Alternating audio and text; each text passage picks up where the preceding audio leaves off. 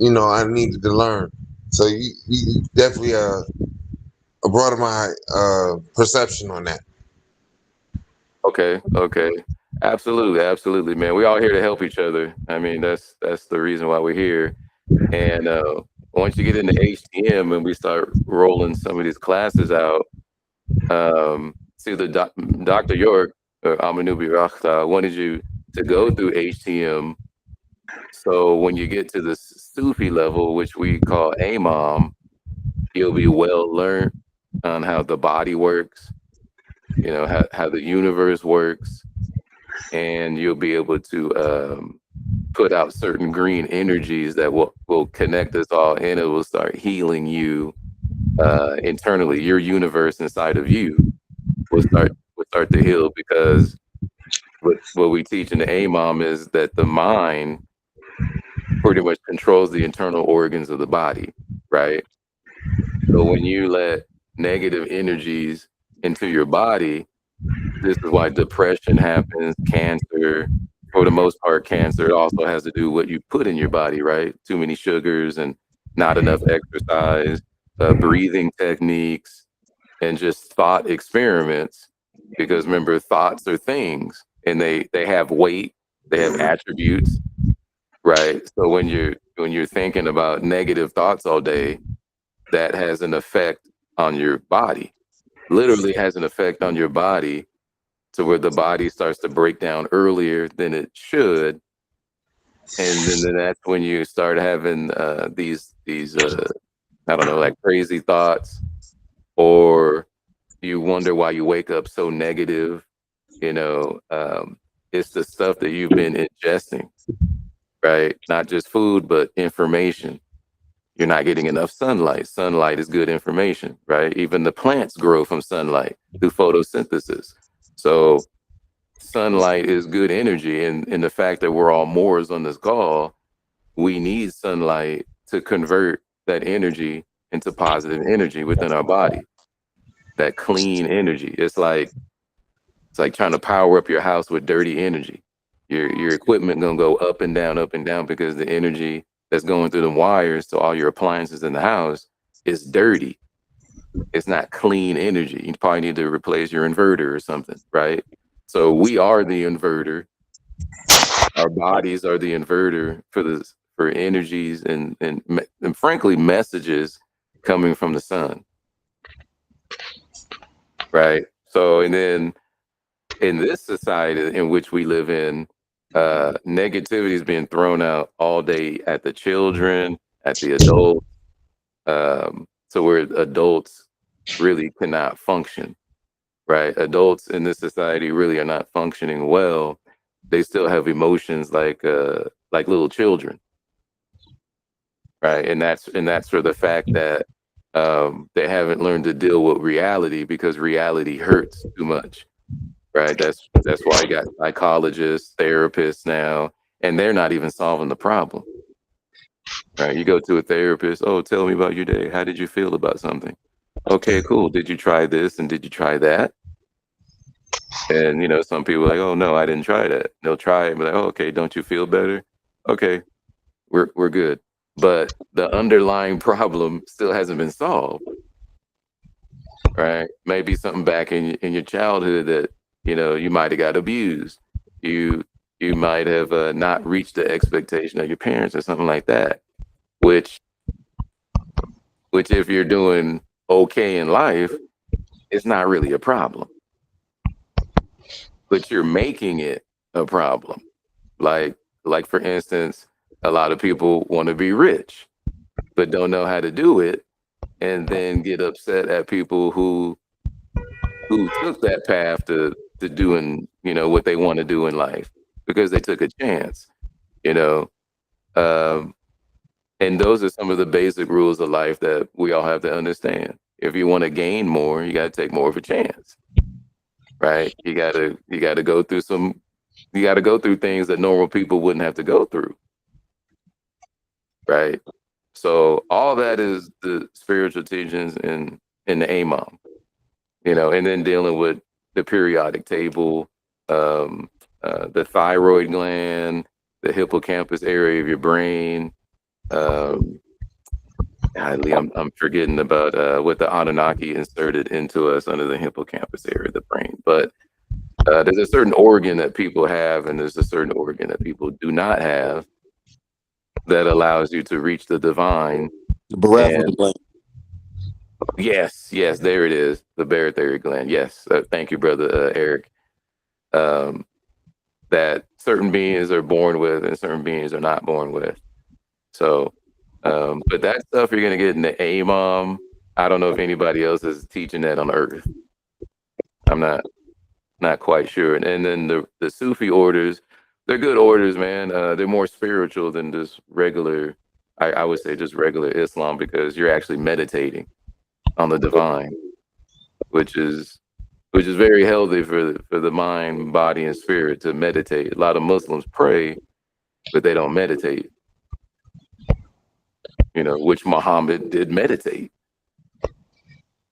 Jesus did meditate. These people did meditate and prostrate to Allah. So, yeah. Yep. So, but yeah, I would say, oh, you're in Panama now. So I don't know if they got any Yeah. Sufi orders in Panama. Oh, no, no, no. Well, so in Panama there are mosques, but I don't know if they have Sufi lodges. I'm gonna check Hmm. though and see if they do. Oh, okay. Okay.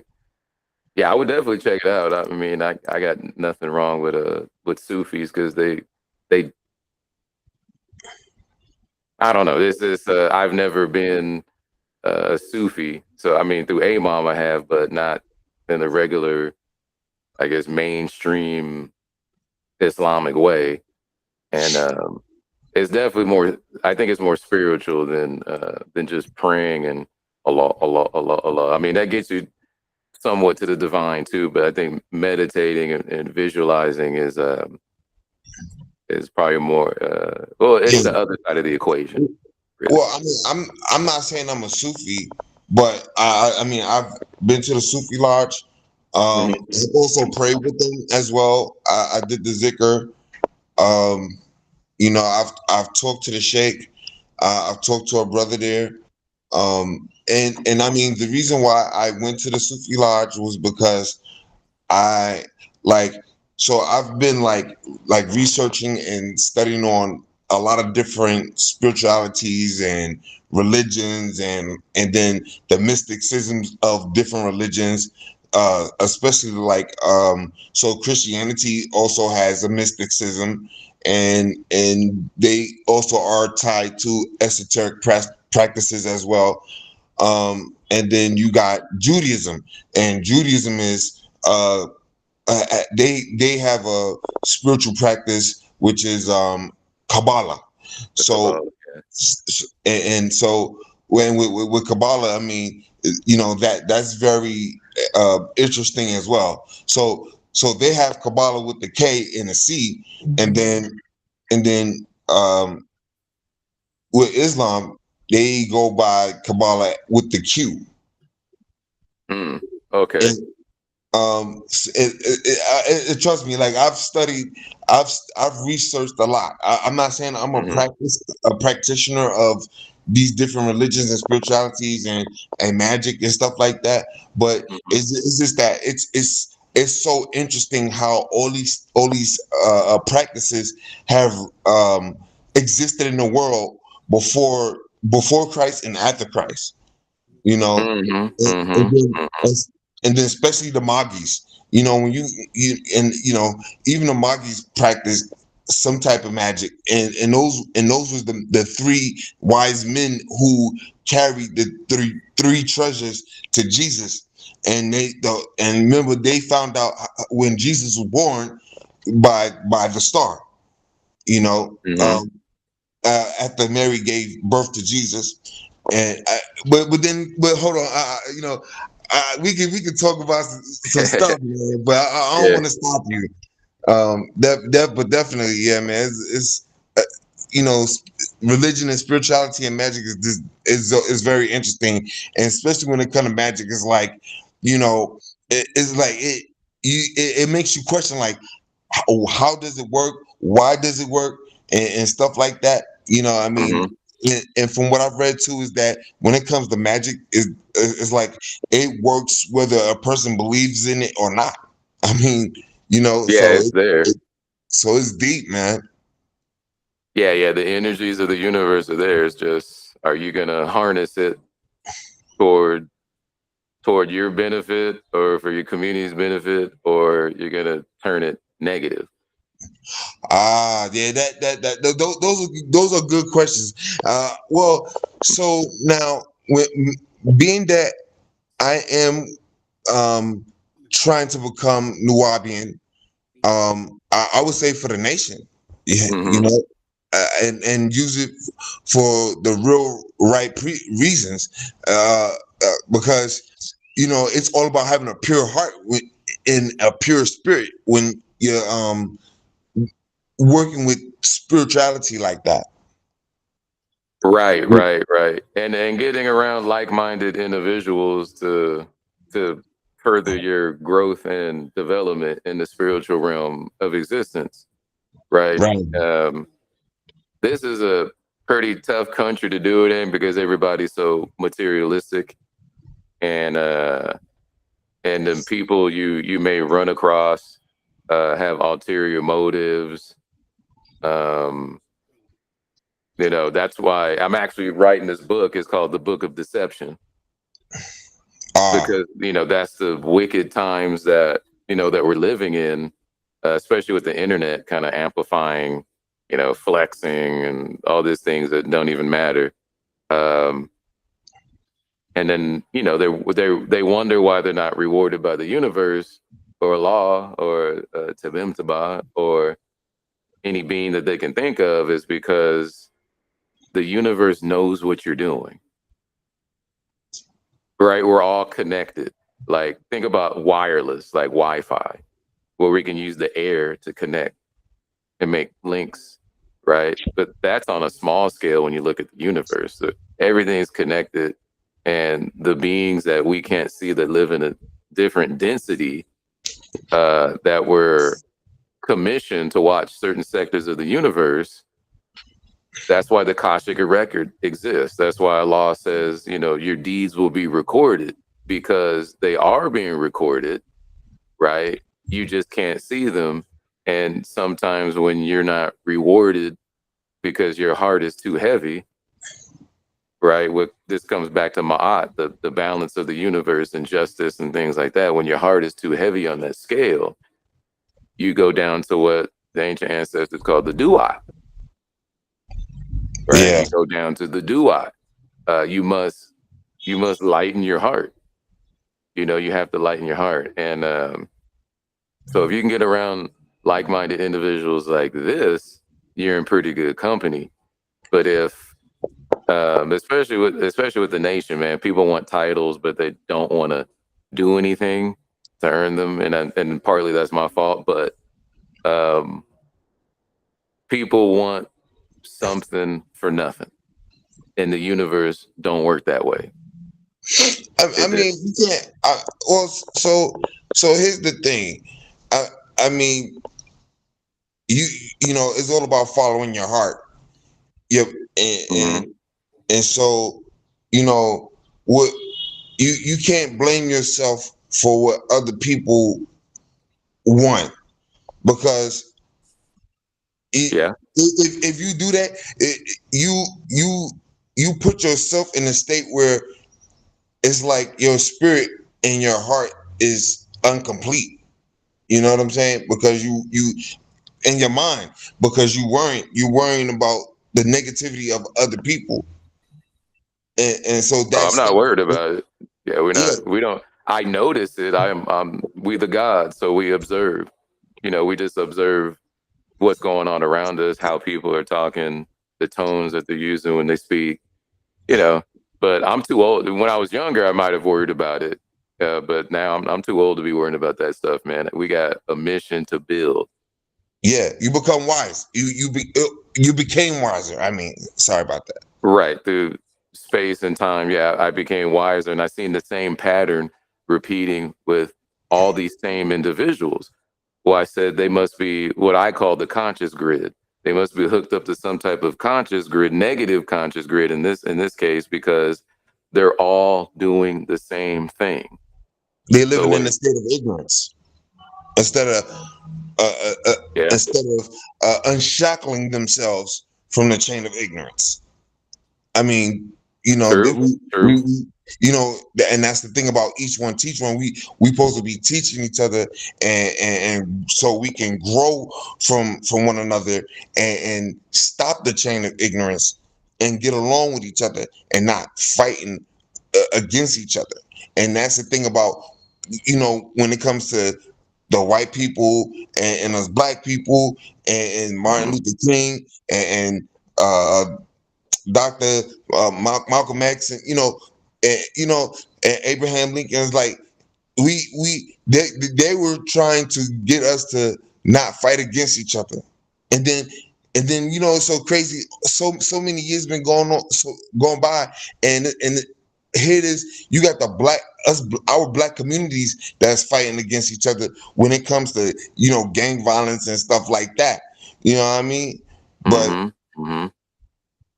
and then like you were saying, like slavery is still going on, and you know what, you definitely right about that, because like when you think about the masses, like when you think about, like when you watch certain movies and stuff like that, like you still got white people saying nigger or nigger Hmm. in certain movies and stuff like that, like yo, like it's Hmm. crazy. It's crazy. Like, and it's like, okay, if racism is over with, then why is it seem? Why is these movies making it seem like it's okay for white people to sit there and say nigger and nigger? Brother, can I say something right quick? Yeah, go ahead. First of all, you have to understand what is racism.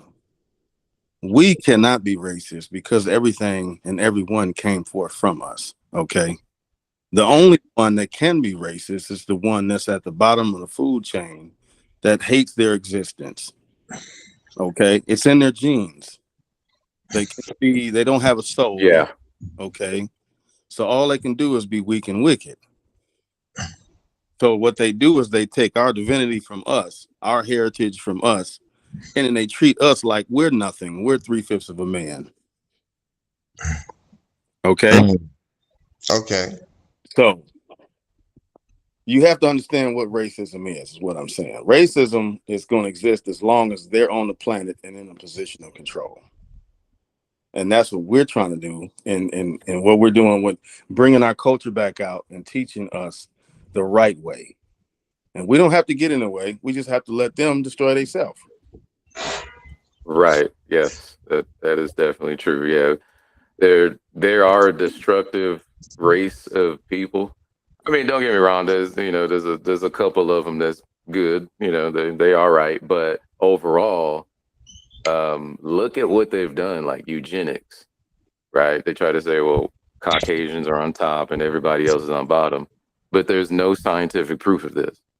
None. Now they call it pseudoscience. It's discredited, but Charles Darwin was part of this movement, right? With the theory of evolution, which it's still a theory because it never became a fact because they never found any proof of this, right? But they still teach it in the schools.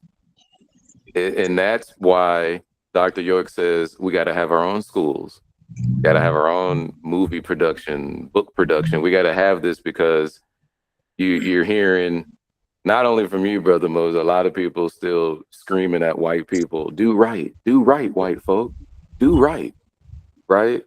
But are they really going to do right when they on top and they control all the resources? Why would they do right? It don't make sense for them to do right now. They use spiritual wickedness and Celtic religions and things like this to get on top. Why would they want to give that up? And and now Americans don't know who they are. They think their race is a Democrat or a Republican. And Mm, then you ask the average so-called Negro, like what are you? What is a Negro? Tell me what a Negro is. They can't even give you a straight answer. Go ask a black person, what is black or being a Negro? What is that? Where did that come from? And what is that? What is it to you? And that's the thing too. Like, I've seen some movies based on slavery and stuff like that. Like, one movie called Rosewood. I don't know if you heard of that movie. Yeah, I've heard of that. Yeah. And so you got Don Cheadle, Vig Rhames, and there was some other known actors, black Mm-hmm. actors in that movie. And so, it, you know, so being Negro or us, the white people calling us nigger, that came from that they came up with that word because we were supposed to be illiterate. You know what I'm Mm-hmm. saying? Mm-hmm. Because we didn't they wasn't teaching us how to read and write and stuff like that. Right. And if we Right. knew how to read and write, it meant a problem to them. It's It would like, have changed the whole game. Yeah, it would have changed the whole game. yeah, yeah. And so, and then in New York, on top of that, like I know on I it's by the Harlem Theater where Mm-hmm. they did where they used to do the what is it called? What is it called? The that Harlem Theater. The Everybody Apollo? used to go there for like, Apollo. yeah, the talent show and stuff like that. So Yeah. like there's a guy that's showing people like what white people did to our black people, like when it came to slavery, like doing push-ups and having a gun to their head and all kind of crazy pictures and stuff like that. You know what I mean? And I mean it's crazy. So that's why to me it's like, okay, how but like you said, like these white people are straight evil because for them to have um for Dr. Malachi Z. York to be in there for 135 years, that's crazy. Like, if he gonna be in there for 135 years, then y'all need to be in there for 135 years. Right, because they've committed many crimes to set up their colonist nation. So, I mean, yeah, they would. And see, this is where And he's not the only it's one that had white ironic. people as slaves. He's not the only one that had white people as slaves. I mean, I've seen commercials where they had video clips of black men that had white people as slaves. You know what I'm saying? And Yeah. I can tell you now, like, you even had a Haitian slave master that had white people as slaves. Hmm. No, I wouldn't. I mean, look, the Moors before the English, Spanish, and Portuguese slave trade, the Moors were kidnapping English people and Portuguese and bringing them back to Morocco and selling them. That's where they got the whole idea of selling slaves on the auction block. The Moors that did it first, and they were selling them. There's a book called "White Slaves and Black Masters," and in northern Northwest Africa. That's why white people were so eager to get revenge, right? Because we would catch them. We were the first pirates. This like you see in Somalia. This is Somalia. Yeah, Somalia. They're really heavy on the piracy over there. Heavy, brothers. You come through with the ship, we jacking you. Period. Point blank. And so that was also happening like in the 1300s, 1400s in Northwest Africa. They would rob English ships, Spanish ships, Portuguese ships, and capture the inhabitants of these ships and sell them as slaves in Northern Africa. And there's people who were Caucasian slaves who've written about it, but they're not going to tell you that, right? You're going to have to seek that knowledge. They're not just going to look slave like you said. I said slavery still exists. They just Yeah, can't physically just grab you because the color of your skin anymore. They know that's wrong. At least the Caucasian knows that's wrong. You're gonna need a better reason to enslave somebody than that. So that's why they made the 13th Amendment, saying that you can't that slavery is abolished, except, and this is a big clause, except for a crime duly committed, right? Got that? Like, huh? Yeah, yeah. I They said they didn't. that's in there. Yeah, it's in. They didn't abolish it completely, and that's why you have to read these things because they'll lie to you about it. Of course, they have no problem lying. They lie like it's their last name. So for that's why they're so heavy on the prison industrial complex because once they get you to commit at least a violent crime or a financial crime where you catch a felony, um, you can't even vote anymore. They call it a legal death. You can't vote anymore. You can't do anything. You don't have the rights of a normal citizen. But how could somebody who perpetrated all of these crimes then turn back and try to write a constitution saying, "Oh no, you can't do it"? But wait a minute, you did it to establish this nation. So that's the way the devil deals. And so us as, they want to say we're black people. And this is all, it goes back to a man named Walter Pleckler, who is, I think he was like some kind of he's a eugenicist scientist. So he's a racist scientist, basically. And what he did at the late 1800s in the state of Virginia, he said that no black person could claim an Indian tribe, right? Even though we're the true Indians, because they want to be descendants of Pocahontas. So what they did is they passed a law which made it illegal for me and you to actually claim our true tribe. And they went back and looked at all of our birth records, erased if we're Yamasee, Narragansett, Cherokee, all of our true tribal names. Well, Cherokee's not, it's actually Aniawea. But anyway, they erased Yo, it. They erased it and put Negro or colored person. yo, you know So, what? That shit is. Hold on, sorry about that. Excuse my language. nah, you're good. What's so crazy about that? I just wanted to hit something on that note too. Like, what you Mm-hmm. saying is true because I used to go to Barnes when I was in New York. I used to go to Barnes and Nobles, and I seen the book on Black Native Americans, and I was like, "What?" I said, "Hold up." Mm-hmm. I was like, "Hold on, you, we're also Native American too." Like I didn't I really know that, like, because I thought, like, when I was like a kid, so my cousin, my mother, like, they used to they used to like mess my people, they used to mess with me about that. Like, they were like, hold on, I see you got high cheekbones, and like, or like they'll be like, oh, when they talk about a female that I like, and they'll be like, and they'll be messing with me and I'll be blushing, and they'll be like, oh, your cheekbones is red, like you look like you got Indian in your family. Like, I was like, I was like, Cherokee. They were like, yeah, and I'm like, and now I see the truth that we really are Native Americans. Like, you know what I'm saying? I also follow that page on Facebook too, the Yamasees. I was following Mm-hmm. that page too on the same night. When I was coming across, when I followed your page. Before I followed your page, I followed the Nubian Nation.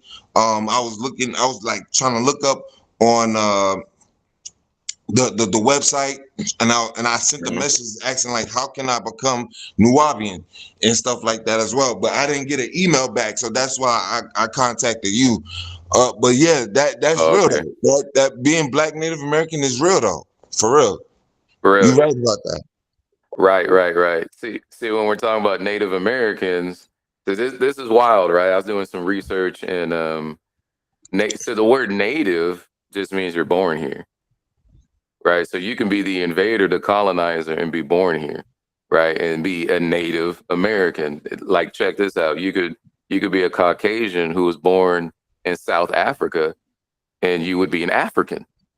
So these terms don't really get to the heart of who you are genetically, right? That's why the term more is better than black, African, or colored or native, because the word more, no matter where you're born at, no matter what continent, what state, whatever, you are going to genetically look like something. Your makeup is going to be a certain way. You know what I mean? And so they play around with these terms on purpose. The devil plays around with these terms on purpose.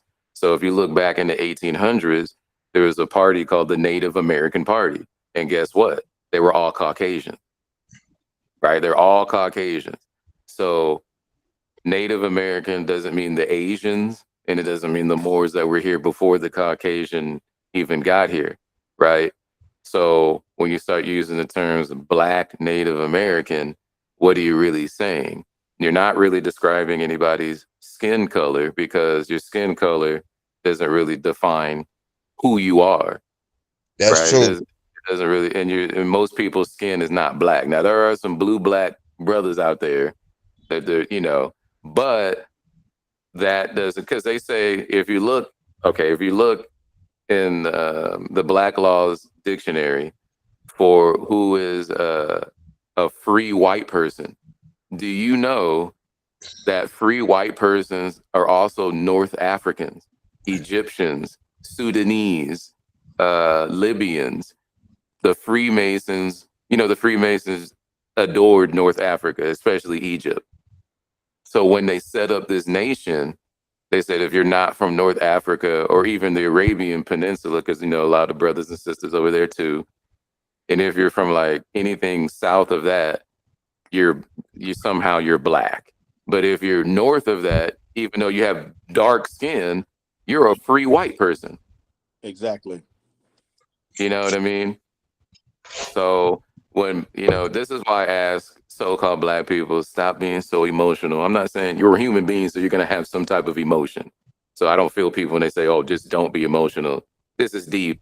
You're going to have some emotion, but control it to the point where you can go back and do the research. Because everything I'm saying is public information. I'm not going into some secret vault underground and just unlocking the keys. No, this is all public information. But as Dr. York says, the mind's got to work in sequential order to be able to make these links. And a lot of these so-called black organizations, they're not making the links so they can get to liberation information to free themselves. They're still talking about the white man. Yeah, the white man, he's doing what he's supposed to do. Like Brother Eric said, that's what he does. That's what he does. So we have to learn to accept that as a But fact. Oh, go yeah. ahead. Oh, so I'm sorry about that. So I was gonna say, like, they his well, let's just put it like this. Here's the real truth about, when it comes to everybody being on this planet. Like they said, Christopher Columbus discovered Native Americans. He ain't discovered shit. That's right. He didn't discover a damn thing. He ain't discovered nothing. Because we all been on this planet. We all been on this planet. We was already on this planet. That's why we existed on this planet.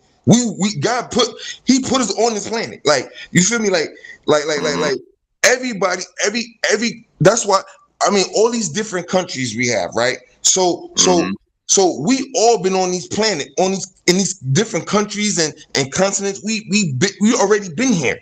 So nobody discovered nothing. You know what I'm saying? But they want to say that a white man. I mean, excuse me, I'm not trying to be prejudiced or racist, but they trying to say, oh, Christopher Columbus, they want to teach us this in school. They were trying to teach us this in school. Like, he ain't discovered nothing. The pilgrims then, they didn't discover nothing. We've been here. We were already here. That's it. Right. You know what I'm saying? That's the real true fact. You know what I'm saying? And then when it comes to those, the people who has a certain type of power, you know what I'm saying, to make slaves out of us, or we, when you know what I'm saying, it's because, okay, well, we have all this knowledge about different things. Well, these people don't have this type of knowledge. They're not educated, so we can make slaves out of them because they don't know the truth of certain things. And if we can stop them from learning the truth about certain things, that'll keep us in power. I mean, Right. I'm just saying that's how they the white man thinking. Because like when we talk about Native Americans, so They called the white men. They called the white men red men. They called them the devils. So basically, now when we talk about the spiritual devil, let's keep him out the way, and let's put what's really real, because in actuality, it's human. It's us humans that create evil.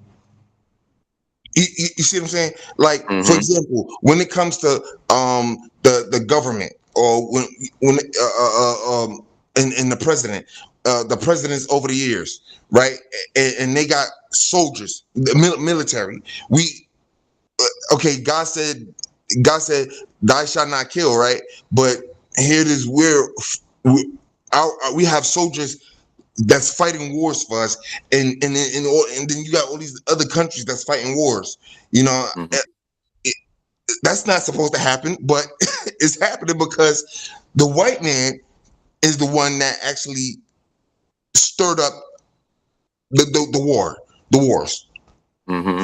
You, like Bush, for example, when it came to 9/11, they Right. showed the Fahrenheit 9/11 clip, about how he was making agreements with the Arabics, or with Muhammad, what's his The name? Arabs. Yeah. Yeah. Because Barack Obama was the one who actually took out Osama bin Laden. You know what I mean? They Because say that. I don't believe that, man. But go ahead. Yeah. okay, well, I'm only going by what was only brought to. I understand. I Yeah, understand. Yeah, I understand. Mm-hmm. but then again, I mean, you're right, because guess what? It who know if it's actually true, if Barack Obama actually really had the soldiers kill Osama bin Laden, because Osama bin Laden could still be alive. There Right. was talks about Yeah. that. There was talks Yeah. about that, and Mm-hmm. the government and the president, these when it comes to the presidents, like when it comes to the presidents, they're going by what's going on behind the master. I guess, like, would you call the masters behind scenes? I'm just calling them masters because Oh, they're the one the that's probably architects. controlling, huh? Mm-hmm. Like the architects. Yeah. Yeah, that's controlling the presidents to say certain things. Now, when it comes to presidential debates and stuff like that, well, now that I believe are the presidents that are spitting those knowledge about certain things when they're arguing about certain things on they, because they had to study a lot to the debate like that.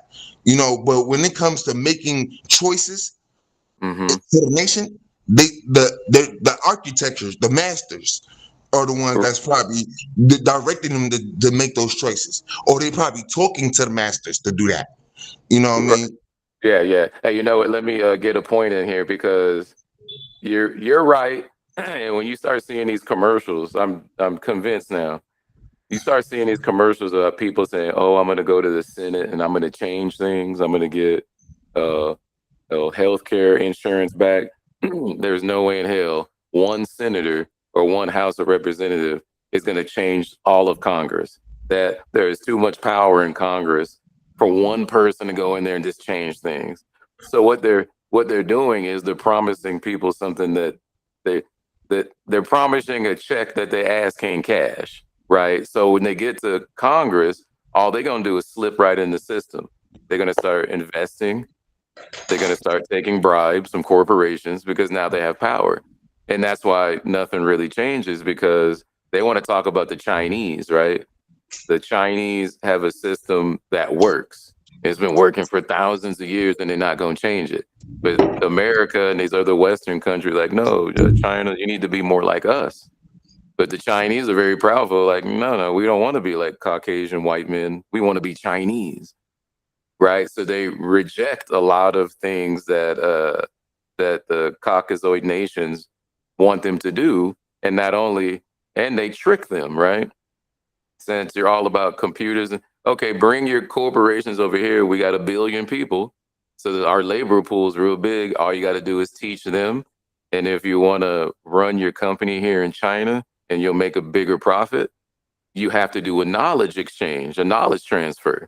So that basically means you got to teach us how you do it, right? And then we're going to take that knowledge, form our own Chinese companies to compete with you, right? So that's what's happening now. These Chinese companies got real big and started competing with America, and America didn't like that, right? But America is supposed to be this country of um, exceptional innovation, exceptional. They can't do anything wrong. Our morals are higher. There's free democracy, liberation, bullcrap, right? So when we talk about getting into government office, they have something called the kowtow. Now, the kowtow, you got to be versed in Confucius ideas and manners of government, legalism, and other things that they practice. You have to be a well-learned scholar, basically, to be in government in China. You have to perform. It's based on performance. So if you don't perform just like a job, you're out. And that's why they've come back with such a fury, and now they have the largest economy on the planet because they got humiliated also by the British, the United States, and they haven't forgot that stuff, man. So that's the way they operate, and that's why when they get into government, they know they have to perform. See, when people get into government out here, like Donald Trump, Donald Trump is not a statesperson. He's not a statesman. He's a corporate boss. Or he likes to be on TV and stuff. So he's treating the presidency like it's some kind of TV show, which is crazy. But he didn't have to pass an exam or show virtue or show that he could do the job. He just needed to be popular, like a teen pop idol. He had to be popular enough for people just to like him. They didn't ask. They didn't ask about his past. The Democrats tried to ask about his tax return and all that, but really, he just needed money to win. You know what I mean? Yo, that's crazy.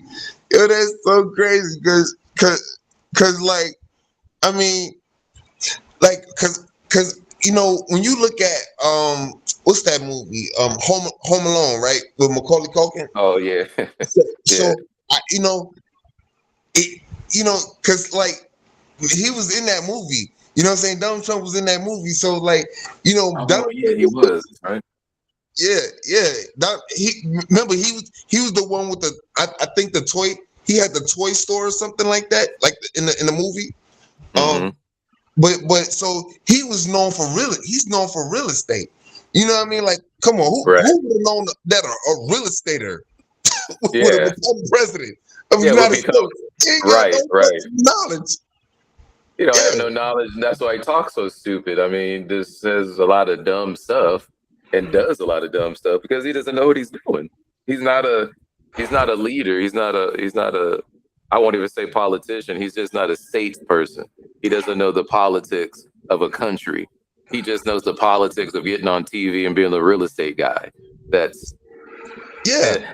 yeah, and that's why when he went to China, he brought all those CEOs and stuff with him. Because that's what he knows, his billionaire buddies, because that's what all he knows is business. He doesn't know about culture. He's not cognizant of all these things, but the Chinese are, and they gave him a good warming welcome. And you seen when he came back from China, he's like, oh, Xi Jinping's a great guy. I love the children of China because they know culture, right? They know how to display their culture and their pridefulness Well, their going back traditions 4,000 years. Yeah. yeah. Their traditions is very memorable. They have like a lot. Their manners is like very different from the United States. I mean, but don't get me wrong. Like we have traditions and we have manners too. But then in certain states, our manners is a little, you know what I'm saying? But Yeah. but So but amongst here's the Nawabians, thing. manners is pretty high on the your behaving and your manners are pretty high on our priority list as a culture because Because you'll see, now this is going to be ironic for you, Brother Moses, but you'll see Africans come over here, look at what they see black people doing on TV, and guess what they call them? What was that? They call them niggers.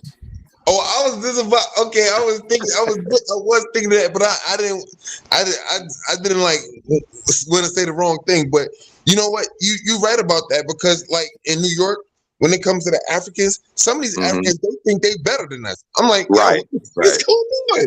Like, right, they look at us right. funny, like, oh well, you know, they can't speak our language, so you know, yeah, whatever. I mean, they can't speak Nuwabic either, but when the rest of the world looks at life differently than the United States. Even the Canadians, the Mexicans, South America, they don't look at life like the United States. A lot of people are kind of spoiled. They only know how to speak one language, and they think that they're the exception to the world, like they're the gift to the world. But that's not really true. I mean, United States has created some type of empire at the federal level, but for the normal American, got to realize that we're also part of this world, right? We're part of this world, and so, and especially for Black folks, right? This whole African thing that was really created by like W.E.B. Du Bois, the Black people who want to be Greeks, like the Black Boule, and all these people, even Marcus Garvey is in on this too. I know people don't want to hear this, but Marcus Garvey is in on it too because he actually worked with the Ku Klux Klan. Do you know the Ku Klux Klan came to 2 of Marcus Garvey's meetings? Wow, you for real? I mean, I didn't know too much about Marcus Garvey, but when it comes to the Ku Klux Klan, like I didn't. I mean, I don't have that much knowledge about them like that, but I do know that they're racist and they're against black people, us black people and stuff like that. Right. No, they're against everybody, not just Moors. They're against Asians. If you're not a Caucasian, they hate you. But we were living in close proximity to the Ku Klux Klan, so we caught a lot of hell from the Ku Klux Klan. But going back to the way the African would look at the African American or colored person, whatever term that they're using now. Notice that they keep changing the term in which they call the slaves. You're Black, you're Negro, you're African American, you're colored. Who knows what name they're going to come up with in a couple years? But when you don't display pride in your own culture, if you can't talk your language, you don't move. You move the same as the Caucasian person, but the Caucasian person looks at you and laughs at you because you're in the bottom of the totem pole. That causes other races who are trying to kind of integrate into society to also look at you like, because they don't want to be you. They don't want to be at the bottom, right? So even when a Moroccan or a Ghanaian comes over here, they don't want to be at the bottom. They want to be like probably somewhere in the middle. And so they're also going to look down upon you because the rest of society looks down upon you and they're trying to fit into society, right? So they don't want to be caught dead with you. If you're calling yourself a nigga or you're in some kind of American black gang, or they don't want to be caught dead with you. They trying to make it for their families. They want to own some stores. They want to make cash for their wives and their children and their future generations. And I was just about to say something about that. I was waiting. I was waiting to say something about that too. Like, so that's another thing about these people that come from these other countries into the United States, and they're called aliens. But when they become citizens of the United States, they do some smart shit. They they actually they actually get government grants to get these stores and That's own right. these stores and make and they provide it for their family and they send the money to their family in their countries.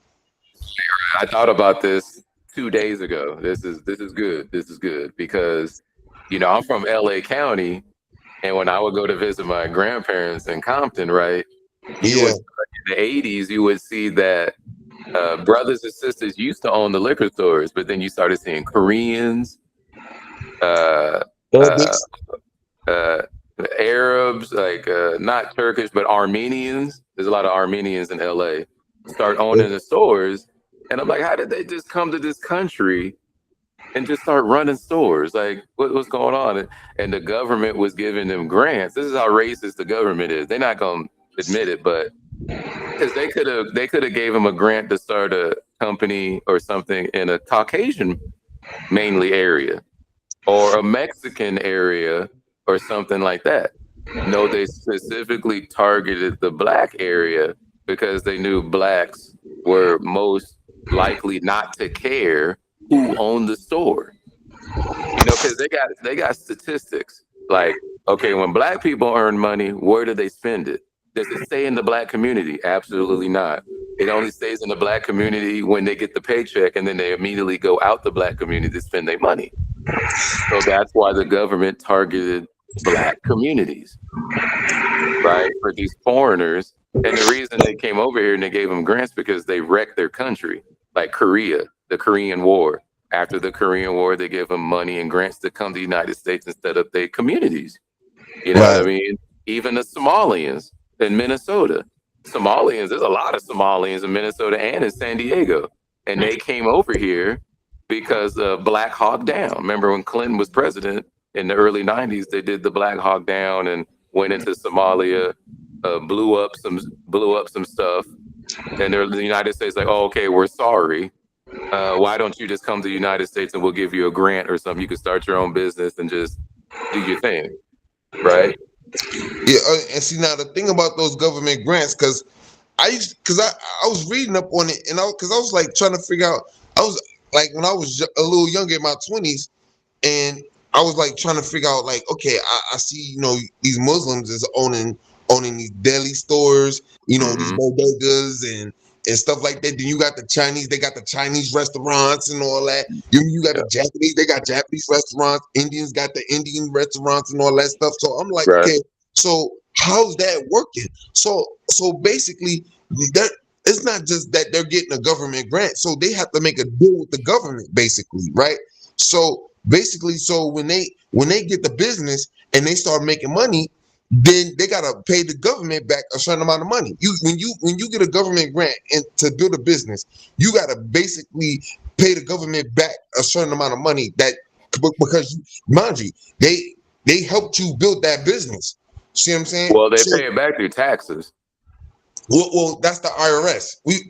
That's Right. That's the government. Yeah. yeah. Oh, okay. Right.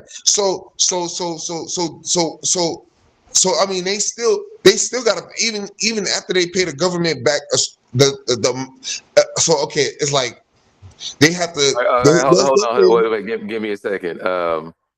So when they get like, if you went to the bank right now and said, "Hey, I got this business I want to do," more than likely you're not going to get that loan, right? If you can't show a good business plan, you're not going to right, get that loan. But right, hold on, give me a second.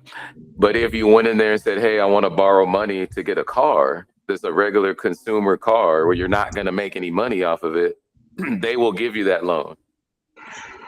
Why they'll give you that loan? Because it's a form of, I won't say this is not slavery, but they're going to make money because you're tied into a contract for the next 5 to 7 years, right? And they're going to make money off of you, and that's a guaranteed way to make money. See, with a business, the business is more likely to fail if you're not a good business person or you don't have a solid business plan and support. So they're not going to give it to you. So but the only reason these people are getting these loans is because United States went over there and wreaked hell on these people, right? The Hindu, I'm not quite sure with the Hindu because the United States hasn't gone to India and done anything ever. I don't think so. The Hindus they're not dumb people, right? So when they do come over here, they become part of a system that the Hindus have set up in this country, right? Like hotels and motels. They say they own 80% of the nation's hotels and motels, like the smaller ones. You always see a Mm. Hindu working at the front desk, always, mainly, almost all the time, is because they figured out something about how to. Remember, you seen that movie of Mississippi Burning with Denzel Washington in it? Oh, okay. I didn't see that. I know Denzel. He got some movies though. I do. I know he got some. I didn't see that movie, but I heard of it. Yeah, yeah. It was the Hindu girl does look good though in it, but he hooked up with a Hindu girl, and of course the parents didn't like it because First of all, Hindus are highly racist. I was with a Hindu girl for 8 years. They're highly racist, and they don't like outsiders. But then they want to come to this country and make money, right? So that's Yeah. kind of like an oxymoron, you know what I'm saying? So some of them are going to end up dating outside their race anyway. And that's what happened in this movie. But it also goes to tell you that even down in Mississippi, all the southern states, Hindus are down there too. Oklahoma, Texas, they own all the mostly all the hotels. You know what I'm saying? Now, black people supposedly own entertainment, but they don't own the entertainment. They just tap dance for white folks for the most part. Mm. You know what I mean? You Okay. might see them on TV, but the person who owns the rights, mainly to all the movies and music too, is the corporations own that for the most part. Some artists are smart enough to go back and get their masters and own that again, but for the most part, when you see a young guy doing a rap song or whatever, he don't own none of his stuff. They own him literally. He's a slave of their singing, tap dancing for the audience. He doesn't own anything that he's performing. Right. Right, They ghostwriting for him. Yeah. right.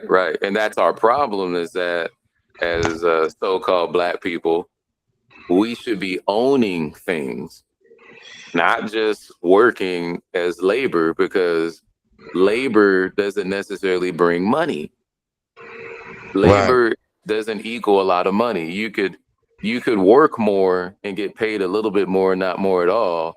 But if you invest more, you're gonna make money. Your money's working for you now. We haven't gotten that concept. Even our ancient ancestors knew these concepts.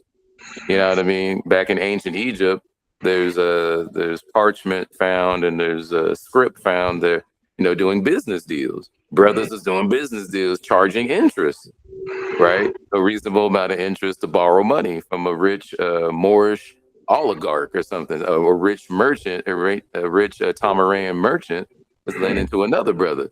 So we can't even conceive that. Oh, he's black, he can't do that. Even black people will say this. Oh, he's black, he can't. They can't even see it. So this is where the rehabilitation starts with Nawabu, because Nawabu's going to tell you, of course that happened. You were the gods of the earth back then. Caucasians came to you to learn. They came to ancient Egypt. They came to Timbuktu. Timbuktu is the first university on the planet. That's where the concept of a Mm. university came from, was in Timbuktu in Africa.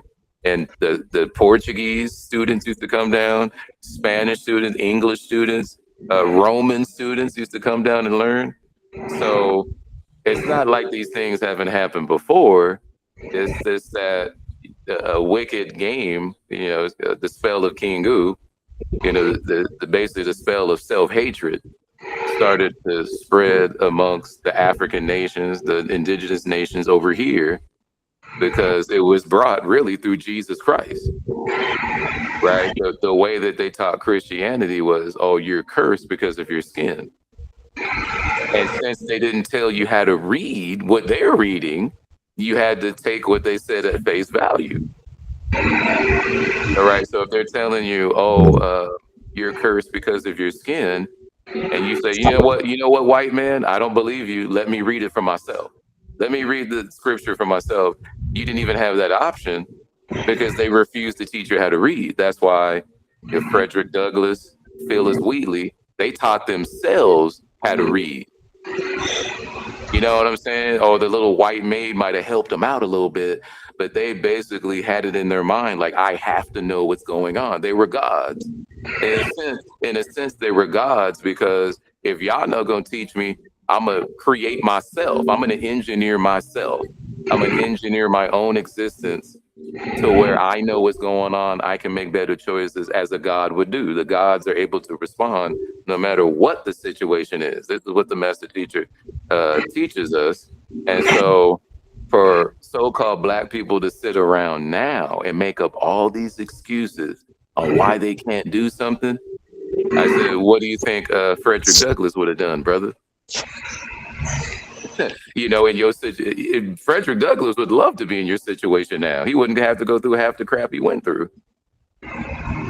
You know what I mean? So I know I'm ranting and raving, but at the end of the day, we're in a very good position because those people sacrificed their life so we could be where we're at today as Moorish peoples. That me and you can talk today on this internet call and be able to talk to each other and not have to be running from the slave master right now.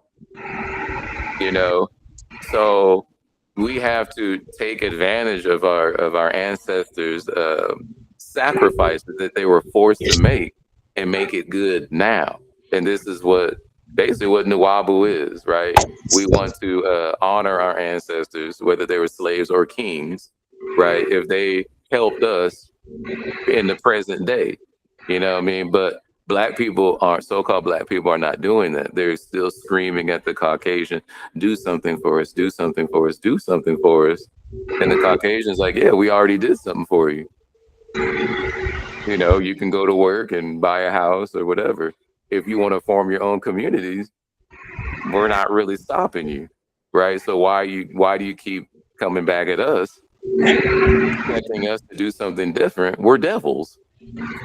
We're devils. We're not gonna. That's as much as we're gonna do for you. We like staying in power, right? We like staying in power. We can't do anything else for you. It's not physically possible for us to do anything for you. So then you got to start doing stuff for yourself, right? Forming your own companies, becoming master craftsmen and building houses, building cars, farming, writing, poetry, music. I think music we got down pretty packed. I don't think we need to master that anymore.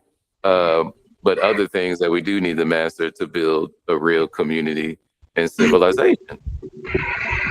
There's no more crying. You can only cry. The baby can only cry so much before the parents just put them in the crib and say, "You just cry yourself to sleep. I don't know what to do with you."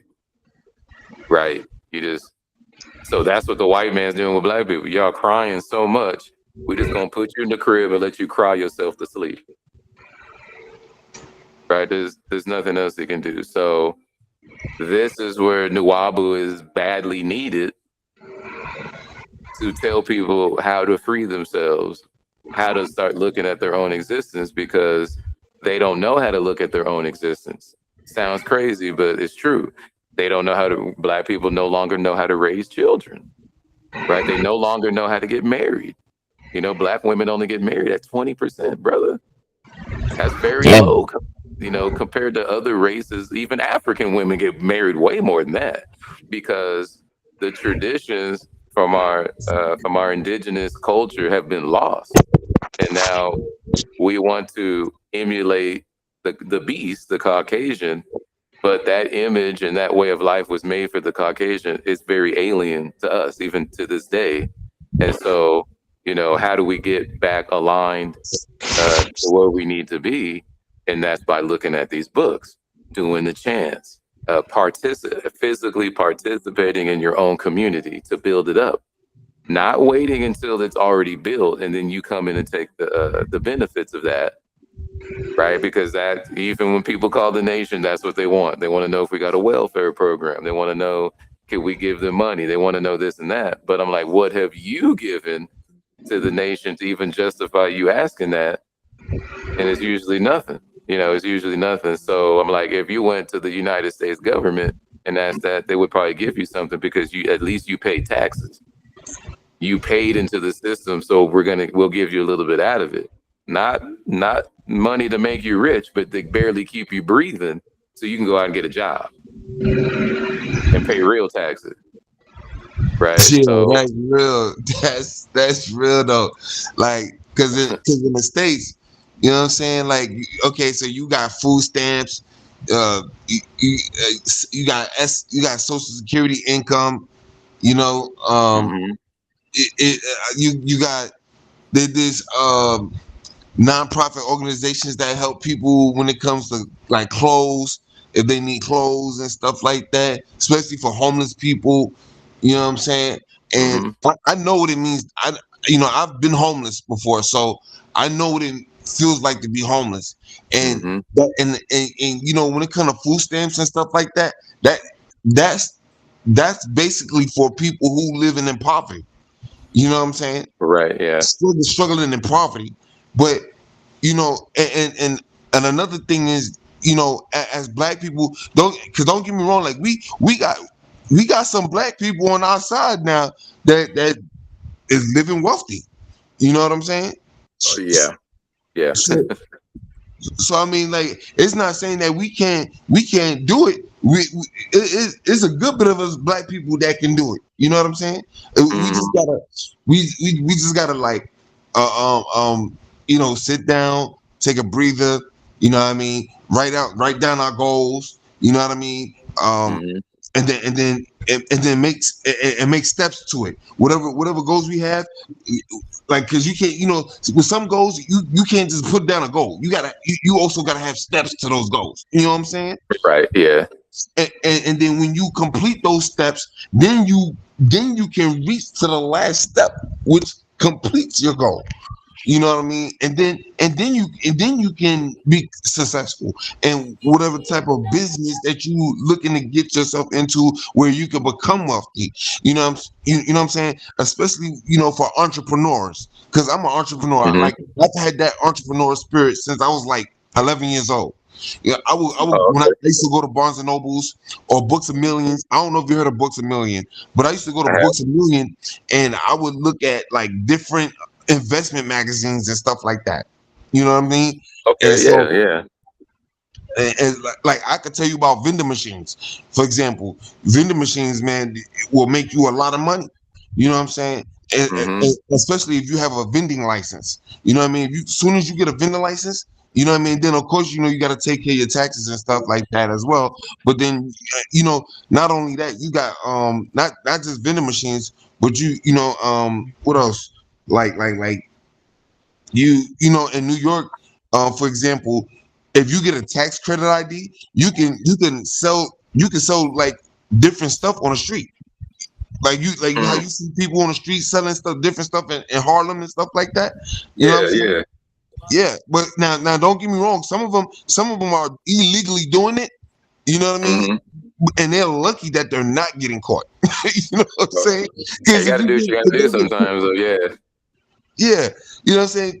Because you have to have a tax credit ID to sell those stuff. Like, because in New York they do have like in a like downtown, like in Midtown, like they have stores where you can go to, and they're like warehouse. They're like warehouse stores basically, and like you can basically get like you can stack up on like hygiene products and stuff like that, clothes, sneakers, and stuff like that, like pocketbooks and purses and stuff like that, like a lot Mm-hmm. of different stuff, like and sell it on the street, like, you know what I'm saying, and make. Okay. I mean, you can and definitely make good money. You know what I'm saying? But Yeah. once again, you still gotta have that entrepreneurial spirit. You gotta have that entrepreneurial mind. You gotta promote yourself. Mm. Right. Right. Right. Right. And you got to work together too, man. You got to, one vendor should be hooking up with another vendor to basically control the market. So you control as much as you can. I mean, that's what Dr. York said. He said, control the Egyptian market. Mm. Lock it down. As Nuwabians, you should lock that down. Nobody should be able to tell you about ancient Tamaray. That's something that you don't know or you haven't seek the information before. That you got to, we got to master these things, and we got to teach our children to master these things so they can ensure their future, at least financially, that they don't have to start off at zero again. Because Yeah. when you have kids, man, you want to be able to teach them enough to where if you pass away, the law forbid, they have something that they could build upon. Survival. Right. Yeah, they can survive without worrying, without going like if let's say if we had to put a number to it, 5 being the highest. So when you're born, let's say you're born at 1, your parents did okay and they left you a little something. They teach you a little something. So when they pass, you don't have to go back to 0. You can still stay at 1 and possibly make it up to 2. You know Yeah, what I mean? That's the goal. I mean, that's one of the goals of your life is to pass that on. But and and, the the, and the that's my goal. Caucasian, yeah. Yeah, Oh, that's good. That's good. Because like the one of my Caucasian goals don't is want you to, to do that. yeah, they right, exactly, and see, that's why, not for nothing, like what, see, when I have kids, what I want to do is build generational wealth. See what I'm saying? Hmm. Yeah. And for their kids for their for my kids, for their kids and their kids. You see what I'm That's saying? right. Yep. So that it'll never end, and then they don't have to go through that curse. They don't have to go through Hmm. the shackle of ignorance and stuff like that. They will always have, as you see what I'm Right. saying. And as Exactly, long man. as they work with each other and get along with each other, everything will be just fine. You feel me? Right. But see, the thing is, no, that's very honorable. That's what every man should aspire to do. I mean, to give away his wealth to his children. You going somewhere where you don't need the wealth. When your spirit leave your body, you don't need to take that with you. Those are earthly things. And yes, we did Right, enjoy them while we had them, but now we're going off into something much better. So just leave it behind for your kids. Um, See what the devil's doing now is we can't form the family unit amongst our own tribe. And so our woman is going off and doing like ridiculous things. And she has in her mind that, oh, I can like do it all myself. Because, you'll hear these single Moorish women also talking about generational wealth. But I'm like, how do you really build generational wealth if you don't have a family? right. You know what And, I mean? you can't build a legacy like that. You can't, because building generational wealth is also building a legacy. You're leaving a legacy behind for your kids. Right, You know what I'm right. saying? And how can you leave a legacy behind for your kids if you didn't complete the steps to get there? Right. You don't have a legacy to give to your kids, Right. and it's that see, this is where the intervention comes in from whatever. You could say the government, the Caucasian, whatever. We're letting it in though. I mean, you're letting it in when right after JFK died, what was that president's name? I forgot his name, but he's the guy who put in the welfare program for black people. Right. And the reason they did that is because they seen we were thriving in our community. I know we see tapes of the 60s like, oh, black people are doing so bad. It's not totally it's not true. In all, it's not true. We had banks, we had schools, we were teaching about our forefathers, and in some communities like Rosewood, that movie Rosewood, black people were making a lot of money. The whole town, we were high class people. And same Right. thing in Oklahoma. And those are only 2 towns. We had a lot of towns like that going across the whole nation, but we were making money. We were doing good. But what happened was, and there's a lot of things connected here, but I'll try to make it simple. The thing was that the Caucasian is a very jealous being. I hope we all know that now. You think black women get jealous and mad. The Caucasian man gets more jealous and mad than that, right? He Oh didn't man, like listen. us. It, it, I just want to say something like, yo, not for nothing, because when you know, but what about when it comes to these white people? You got some white people who want to be black. You know what I'm saying? They've always wanted to be black. They've always wanted to be a Moor. Yeah. Yeah. Like you know, over the years, you got white people. They want to dress like us black people. They want to talk like us black people. They want to listen to rap. Hmm. They want to sing like us. They want to act like us. They want to eat like us. They want to do everything like us. But at the end of the day, the truth of the matter, the fact is, you're still white. Yeah, you stand under the sun too long, your ass gonna get burnt. Right. Right. Even if you, but even if you, even if you tanning, it still doesn't change the fact that you white. Right, right. You're gonna end up looking like Donald Trump, orange. You know. Word, word. But Right. because it's about the attitude, it's the mindset. You gotta see for Yeah. Yeah. and don't get me wrong. Like you got some white people who was brought up with black people, or you got some white people Mhm. who got black parents. Like there's certain white people who can get away with it. I'll say that. There's some white people who can get away with being black, but there's some white people that's trying too hard. It just don't fit for them. Yeah.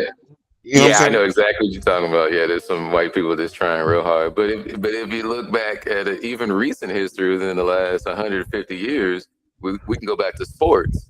Like when they were playing baseball, these white boys didn't slide, they didn't jump, they didn't do none of that, We right? invented that, right? Yeah. Yeah, we invented all that. In the Negro leagues, we were jumping, and Babe Ruth even came to the game because he heard about Satchel Paige, Jackie Robinson, and all these other brothers, right? He saw a game. He said, "Oh my God, if we're watching gods play baseball." Like he had never seen anything like it in his life. And then when Wow. Babe Ruth played in the Negro leagues, he was like an average player, maybe above average player, but he definitely was not the best in the Negro leagues. And he even said it. You know what I mean? Yeah. And then, baseball, basketball, all the sports, they just Football looked at it too. like, man, we've never seen this before. Like, this is amazing. These guys are like little gods running around playing these games. And so it was the same way in ancient Egypt when they came in. The reason they didn't destroy ancient Egypt was because they admired it so much. The Greeks and the Romans. When the Greeks came in, we understood the cycles of time. We didn't even fight the Greeks. The Egyptians didn't even, they understood the cycle of time that this beast has like 5,000 years to do his thing. So they just came in. There was no war fought. And I mean, some of us did get persecuted though, because some of the high priests refused to give some of the ancient knowledge to the Greeks. They thought Greeks were savages, unclean, faggots, whatever, right? They were beasts. We looked at them like they were beasts. And so Well, they they, they had their own, but then they had their own religion. When it comes to the Greeks, they had mhm, Zeus. They got Zeus, Aphrodite. Ares. They had their god. Who else? Uh, um, the god of the water. mhm, But once again, like and those gods and goddesses, they kind of do some of the same things that the African in the African religions do, like spiritualities do, like when it comes to voodoo, when it comes to Ifa, like the Orishas, mhm, Yoruba, you know what I mean? The Orishas, mhm, the Orishas are like they were like war gods. You had the war god, you had like Abatalan, uh he's like the main god, you know. mhm. And basically, like, then you have water spirits and stuff like that. But I mean, basically, when it comes to these spirits, basically that they were worshiping, what I mean, they had their different um things that they would do for their devotees. You know what I'm saying? And Right, so, right, right. and, but then so when we speak about gay people, I mean that in all religion, in all spiritualities, you know what I mean, in Mhm, all in mysticisms, and even people who are that's not, let's just say, because you got some people who make their religion, spirituality, and mysticism and magic, the traditions and stuff. You got people who make their religions look good, and look bad. You know what I mean? So, I mean, there's just gay people all over the world and stuff like that. And then you got, right. and then especially in New York, you had well, I think a governor. You had these gay people who were trying to fight for gay rights. and stuff like that, and trying to make it seem like it's okay to be gay. I mean, don't get me wrong. I mean, like when it comes to religion, you know what I mean. Like in religion, you it's just not right. You know what I'm saying? Mm-hmm. But then that's religion. So when it comes to religion, it's to control it. Religion also can have control over people as well, depending on how you look at it.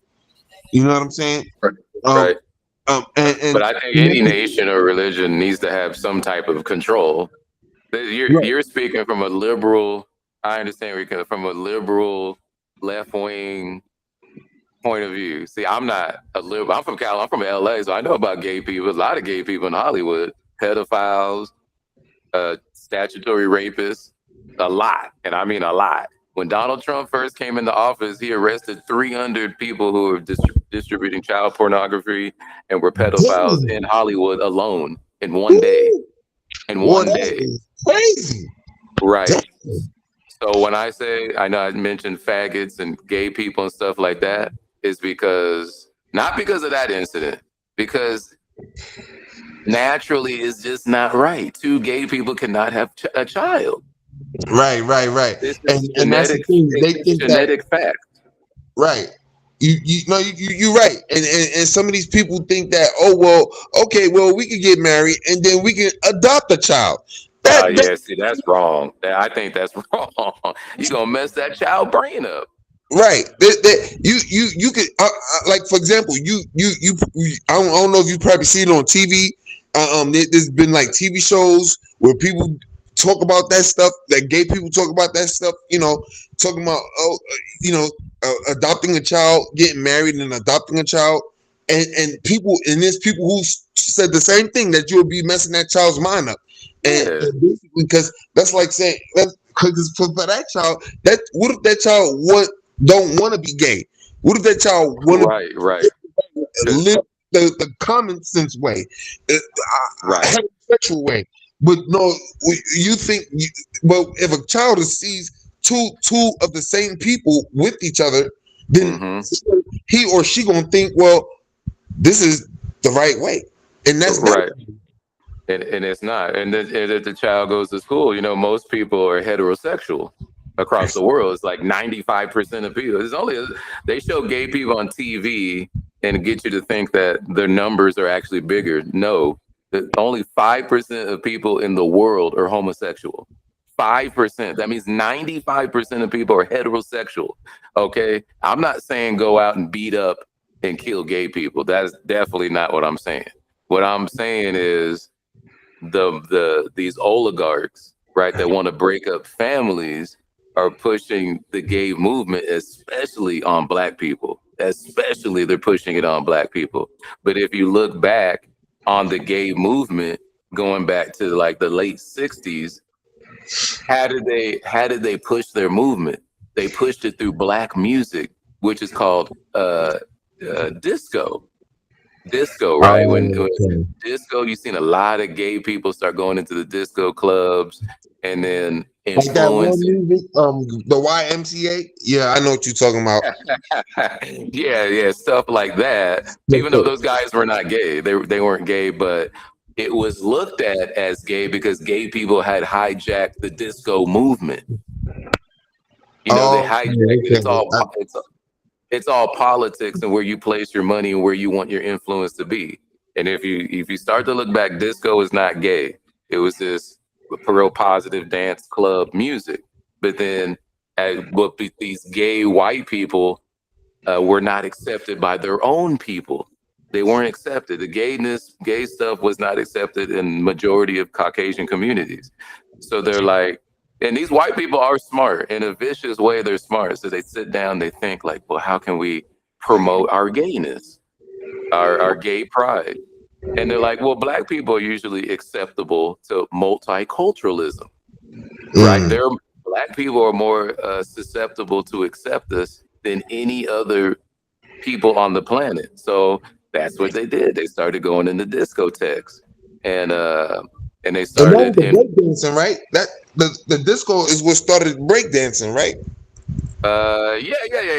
Yeah. Because hip hop, Cool Herc, and all them were spinning disco records. So yeah, to start hip hop. Yeah, definitely, Yeah. definitely. And I mean, even and that's a part of our black culture as well. You know what I mean? Right. And Yeah, that's part of our stuff. But the gay part is not. That started by gay Caucasians. Because, Caucasians were always, the Greeks were gay. The Romans were known for being big time homos. you talk about Roman, you talk about Julius Caesar. Yeah, Right. Yeah. He had a boyfriend. yeah. He had a boyfriend. So did Marcus Aurelius. They had boyfriends. But they loved Cleopatra. They loved some chocolate, though. They They loved some they, chocolate. they was trying to secretly do it though. But they got caught. They Yeah. got caught. Yeah, and that's why one of the reasons why Caesar got killed, because Cleopatra, see, Rome wanted to destroy Egypt. And I mean destroy it. So Cleopatra, being the strong woman and the goddess that she is, was specialized in lovemaking, would buckle any man to his knees. So what she did, she smuggled herself into Rome. And the master teacher talks, smuggled herself into Rome. She sacrificed her whole life for her country, her whole life. And she buckled and twisted this man's mind, buckled him, went back to ancient Egypt. And then Julius Caesar started to preach and to talk favorably upon Tamaray, right? Now the Senate didn't like it. But since Julius Caesar was basically a dictator, they had to do what he said for a little while until they plotted to kill him, right? But then it's so scandalous because Marcus Aurelius was also in love with Cleopatra, and she Wow. buckled him. And then Marcus Aurelius, I forgot what happened to Marcus Aurelius. I don't know if he was murdered or, but he I think he made it friendly with the country of Egypt to where they kind of migrated into the Roman Empire, right? Wow. Man, this But is interesting, man. You definitely have a lot of knowledge, man. Like I'm digging that. Like there was this stuff I didn't know. I mean, I knew there's a great deal of stuff that I knew because I would do my research in documentaries and stuff, but mhm. there's stuff I didn't know that you teaching me. For Yeah, real. I heard it from the master teacher. I'm just replaying it back to you. You know, I That's forgot what what's up. video it is, but yeah, he mentioned that. Um, so I mean, look, we've all made sacrifices to keep our bloodlines going, man. This is when I try to talk to brothers and sisters, and for some reason they don't like me. They like my message, but they don't like me for some reason, or it could be vice versa. This is the self-destructive part. You know that song "Self-Destruction." You're headed for self-destruction. They need to bring that Yeah. song back and play it in every black neighborhood because that's what's happening. We're destroying ourselves. You know what I mean? Because if someone like you, they don't owe me nothing, right? The average mortgage person don't owe me nothing.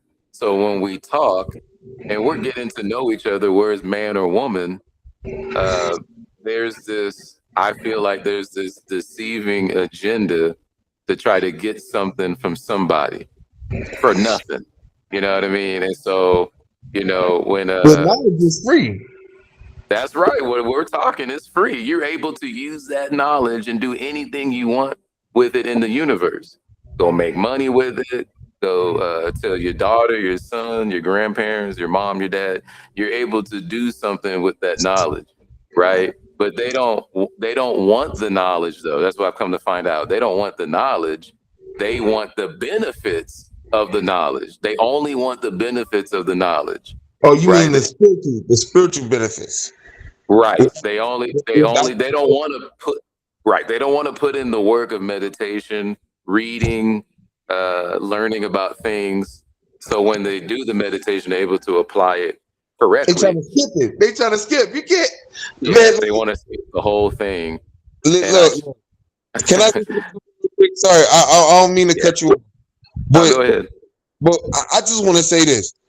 I think learning about meditation. I think learning about you know all the all the different things that's spiritual. To get to those levels, I think that's pretty fun. I think those are fun. Yeah. Yeah. fundamentals. That's what I think. I think that's fun. It's fun. Fun facts and fun fundamentals. If you, cause, and you got to make. Yeah. That's the thing. If it's a, you have to make it fun. You know what I'm saying? You can't just Hmm. because if you don't make it fun, how can you enjoy it? Exactly. Yeah. If you don't find it interesting and fun, I mean, what are you going to do with it? Well, you're just learning it It's gonna serve for you nothing. exactly.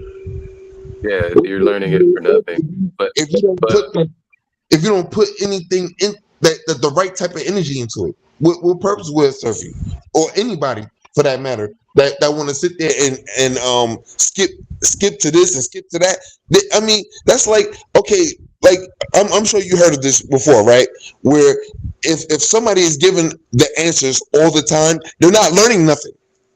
you ain't learning nothing. Yeah, you're right back to where you started. Really. Right. Yeah, and so that and in this culture, this everything is instant. Everything's instant as far as like social media and things like that. It actually reinforces the point of having no patience. You don't want to go through the process. I want to get it real fast. That's why you see scams are up, multi-level marketing scams. Everything's up, and the scams keep working. You're like, man, how come these scams keep working? Because people want it quick. They want something quick. They want it right away. They don't want to go through the process. And it has nothing. I guess it has something to do whether you have money or not. I'm not going to say that doesn't play a part in it, but it is possible for people to have class, even though they're not from a high class, right? To be able to speak well and dress well. It doesn't really cost a lot of money to do that, but Well, it's all about how you carry yourself. it's all about how you carry yourself, how you respect yourself, right? So if you're if you're using the fact that I'm poor, that's why I'm doing all this devilishment. In the Hold United on. States, poor ain't really poor. Hold on. If you go So basically, if you believe that you poor, then you are poor. Because right, because yo, right, from what I've gathered and what I've learned in life is that your words have power. So absolutely, whatever you say out your mouth is what you will become. absolutely. Well said, brother. Well said. Yeah, yeah. The word, and so going back to ancient Tamare, yeah, you are the words that you speak. So if you're going around talking, oh no, that he don't know what he's talking about. I'm trying to get it quick, or I ain't trying to go through all that. I just want to get it quick. It's just showing that you haven't really taken notice of the process of life. Look, I want a plant to grow tomorrow so I can get me some watermelon, but that's not the way it works. I have to plant the seed, find good soil, plant the seed, water it occasionally, and then maybe in a month or two, I could reap the benefits of what I've planted, right? But for us, we're not even planting the seed, but we want the watermelon, right? And that's unnatural and it's backwards, right? When you hear somebody like me talk and I'm talking about going through these processes and learning, man, I ain't trying to do that. I'm trying to get it quick because I'm thinking about the seed that I'm trying to plant in your mind, and you're thinking about just the end product, right?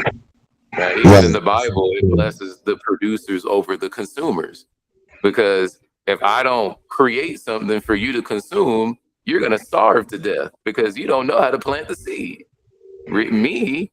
Me, I can consume what I grow, right? So if I grow my own food, have my chickens and cows and getting The goats, I farmer. got right. I'm blessed by the Lord because I'm able to do. Yeah, it takes a little bit more work, absolutely, but the Oh, work hold is on. Sorry, I don't mean farmer. mhm, I mean shepherd. Well, you farmer shepherd. and Yeah, yeah, it's almost the same. You're farming animals, the shepherd. Yeah, and right, then it's also about thinking inside and outside the box. You right. can't think Having no limitations, as you're thinking. right. That's like you can't have the light without the dark, and you can't have the dark without the light. Right, right. And they're actually the same thing if you look back at the sacred wisdom of Tahuti. The sacred wisdom of Dehumut tells us that light and dark it's the same thing. It's just different ends and different degrees of the spectrum. Just like good and bad is the same thing. It's all morality. Good and bad is this morality. Is this, are you on the negative side of it or are you positive? Like temperature. It's cold or hot, but it's still temperature. It's still the same thing, right? Right, And right, so that's the way we should be looking at life.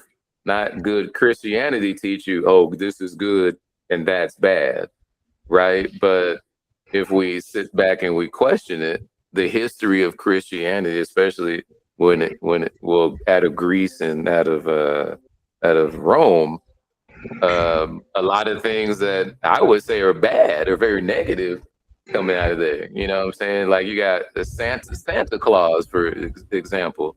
Santa comes from the word Satan, right? yeah, And Santa Claus goes back to actually to Northern Europe, where every winter it would be so frigid and cold that they would say Santa's coming or Satan's coming to kill one of us because it's so cold. So everybody, a certain amount of people would die per year.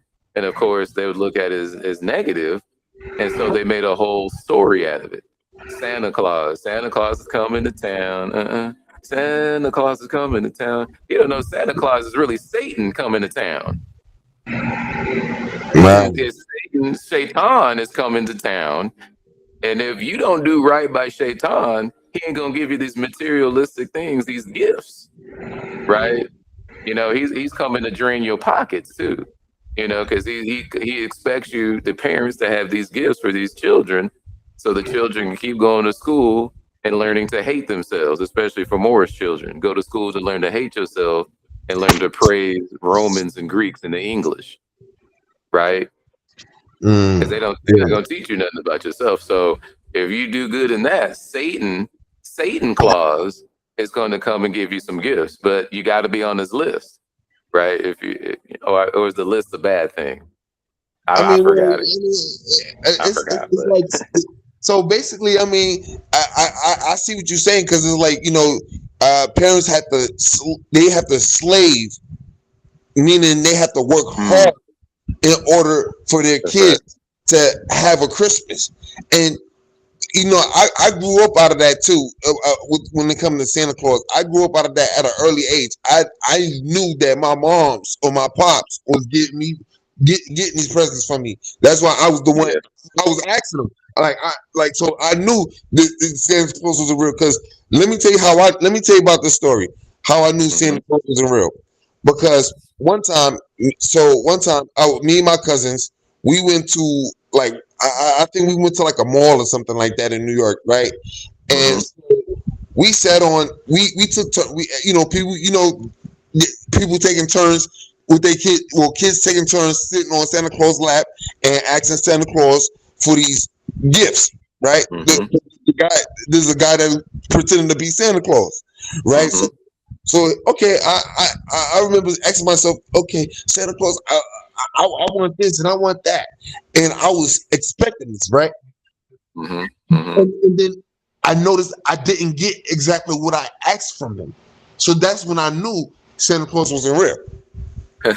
Okay, yeah. I knew my parents was the ones who was getting these presents from me at an early age, man. Like around like 5 or 6. You know what I mean? And, it is pretty early. Yeah. Yeah. Well, my dad told me, he's like, boy, no damn Santa Claus, I'm getting them gifts for you. Like when I was 11 or 12. So, we don't need Santa Claus, man. That's some European madness. That's that Shaitan that's in the European. We need to replace those stories with stories of like the Anunnaki or ancient Tamarian stories that they. Can I say one more thing? I just want to say that the image of Santa Claus came through movies. You know what I mean? That came through movies, and then coming through the movies, then you had these people who were pretending to be Santa Claus, dressing up as if they were Santa Claus from these movies. You know what I mean? and Mm-hmm. so that's where the inspiration, I should say, came from, or it's another. I think it's another word that I'm looking for. That like some type of event, like a invention. Like it, like from creating like a like the image, or it's like a spiritual. It is spiritual. It is spiritual too. But Mm-hmm. with Santa Claus, it was like to control that was also to control the masses. You know what I mean? Right. And like because in reality, I mean, you had to. It was common sense. Like people literally, you had people going to stores and buy. And when you talk about going to stores, like you had these stores that were packed full of people. Like even Black Friday, you know what I'm saying? Oh Like yeah, yeah. you, Yep. so even Black Friday, you can say is even like Christmas. You know what I'm saying? Yeah, yeah, yeah, you're right. It is. They made it up, and yeah, people just spend their money on Black Friday now. Yeah. You know what I mean? And and um and so once again, when you talk about controlling the masses and stuff like that, now when I take it back to religion, you know what I mean? So when it comes to the Holy Bible, right?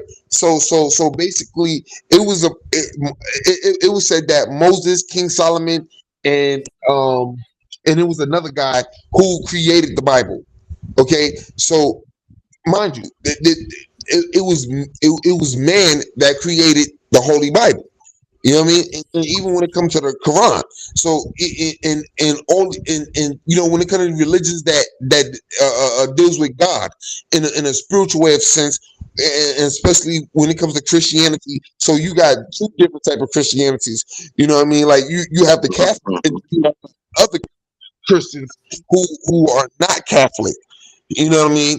Um, but now when I speak about Catholic, the Catholics they are very they're they're not supposed to be tied to spiritual, to like mysticisms, or they're not supposedly they're not supposed to be tied to like esoteric practices, which esoteric means hidden, right?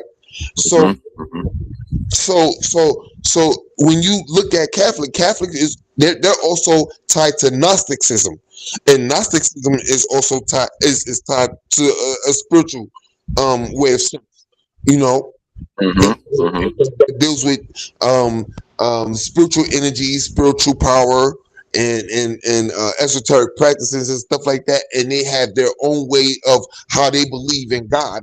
And when it comes to Gnosticism, they Gnostics also believe that God is actually was in human form, in a way of sense. You know, Mm-hmm. Mm-hmm. uh, It's in you. huh? The Gnostics preach that God is in you. Right, The right, right, Christhood or Heruhood, which it should be called, is in you. right, Not right, that it's right, outside. You need a savior. That's the Catholicism, and I think Greeks, two Orthodox Greeks, they believe in that. Which is the made up part of Christianity, because Christianity is really Shaitamut Nathiumer, which is the religion of the ancient Egyptians.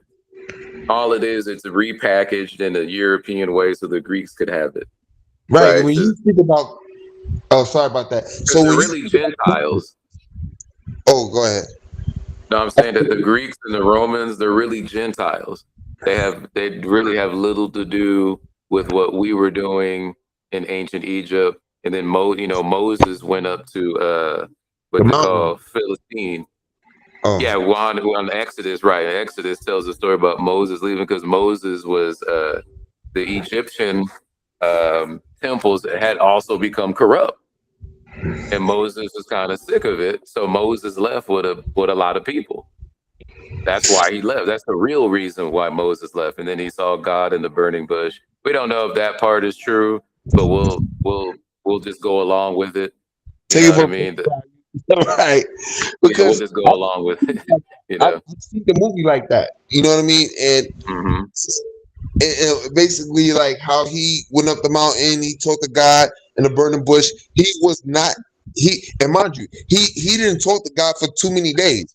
he was there. It was said that he was there for like a couple of days, and when he came down, he he had a beard. You know, his hair was gray.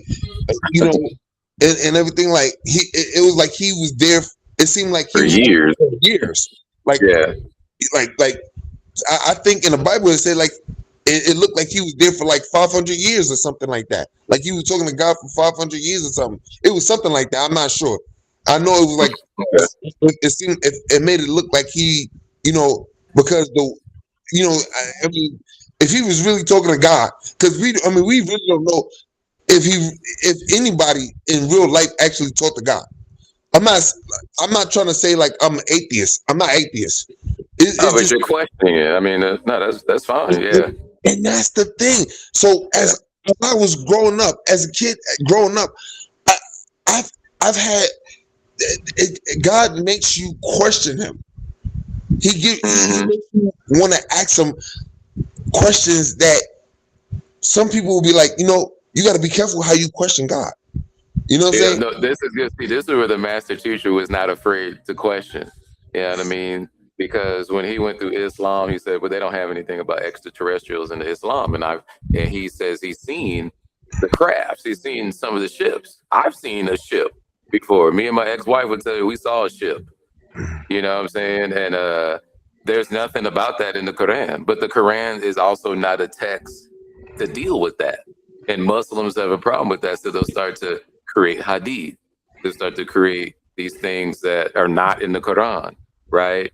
But then the master teacher went back before Islam and said these stories come straight out of Sumeria. Right, the Bible and the Quran come from Babylon and Samaria, and Samaria was even before Babylon, right? So when the master teacher starts writing these books about UFOs and like, oh, this guy's crazy. There's no UFO. But if Oh you no, start you're to look right. at No, and not for nothing. Let me. I'm sorry to cut you off. nah, go ahead. I just want to agree to you on that. That you're right because I remember as a kid, I would see these commercials about UFOs in this that they see that people seeing UFOs in the sky.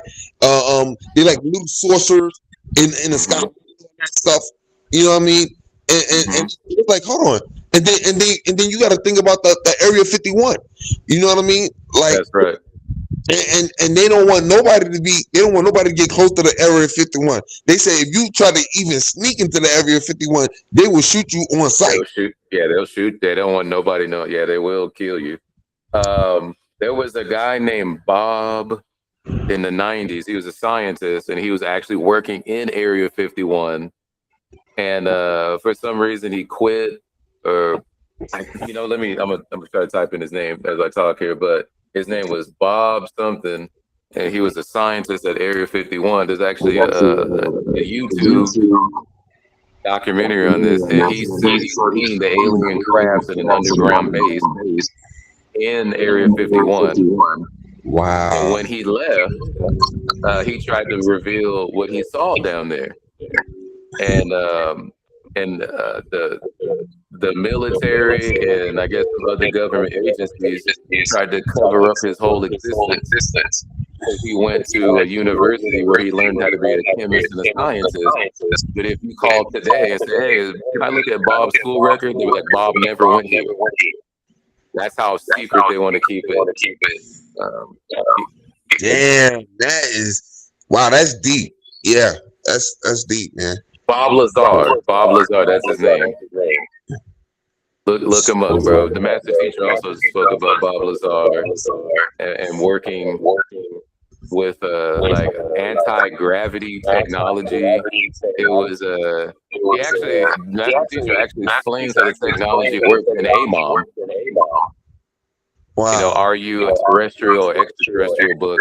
He actually talks about this anti-gravity machine and how these crafts take off. They're able to move lateral or move left to the left or right, just hover in the air. He actually kind of breaks it down how the technology works. And I think he got the information from Bob Lazar. Wow. Okay. So if you got Netflix, Check it out. It's called Area 51 and Flying Saucer. Okay, I got Netflix. I could definitely do that. And he would be on YouTube too, right? Yeah, it says it's right here on YouTube, movies and shows right here. Yeah. Bob Lazar. Okay. Yeah. Yeah, but going back to ancient Sumeria, though, where the Bible got all of their stories basically from that, people don't want to believe that. Like Muslims, they don't want to believe that. They think, oh, everything's in the Quran. But even in the Quran, they told Prophet Muhammad that if you're not learned in the scriptures, go to the Jews to learn the Torah and things like that.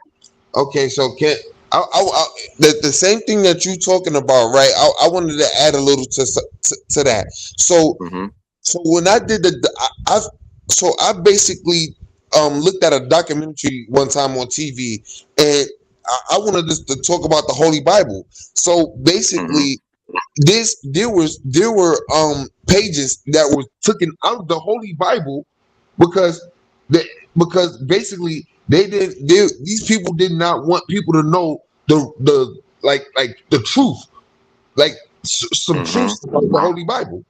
You know what I mean? And so that's the thing about the Quran is the same way, basically. And so and this is what messes me up about the Holy Bible is that when they say that God is against abomination, how can he be against abomination when he gave us these spiritual gifts that's already within us, and all we have to do is awaken it through meditation, and that's not demonic. That's natural. That's spiritually natural. You see what I'm saying? So how can he be against abomination? How can you say God is against witchcraft and sorcery and divination and all that stuff, but then he gave certain people supernatural power in the Bible, like King Solomon, for example. Okay, some people say that King Solomon was a wizard. Then some people say that King Solomon was a sorcerer. But what was said that is that God sent him Solomon this amulet or this talisman or this ring that gave him the power to control 72 demons, or shall I say jinns. How can they? Yeah. How can they? Okay. Yeah. Go ahead. I'm sorry. Sorry about that. So Kodams came from light. He created Kodams from light, which is angels, and then he created jinns from fire, shayateen from fire, or smokeless fire, I should say. You know, I mean, so and this is why it's so good to have knowledge, because without it, how would you understand? You can't skip. This is why you can't. This is the reason why you can't skip to levels. This is why you have to have the knowledge in order to get to those levels. Because if you don't, how can you go to levels, but beyond levels without the real right knowledge? You have to start from the beginning to not to get to the end, because when it comes to spirituality, it's a spiritual commitment. It's a dedication. This is a lifelong process. You see what I'm saying? Yeah, I mean the experience is everything in itself. So if you never have the experience of starting from the beginning and learning and all the little details, the little tidbits that you need to go to the next level, and you just want to go to the end, well, you've missed the point. Exactly. You know, You have to start from the root to grow. That's the seed. That's planting the seed. Then first you plant the seed, then it becomes a root, then it becomes a tree. I mean, that's right. You know. Yeah, that's how the process works. We didn't create the processes of life. We were just born into this reality. And when we look and see how things work naturally, that's what we see. You know, we don't go against the grain, you know.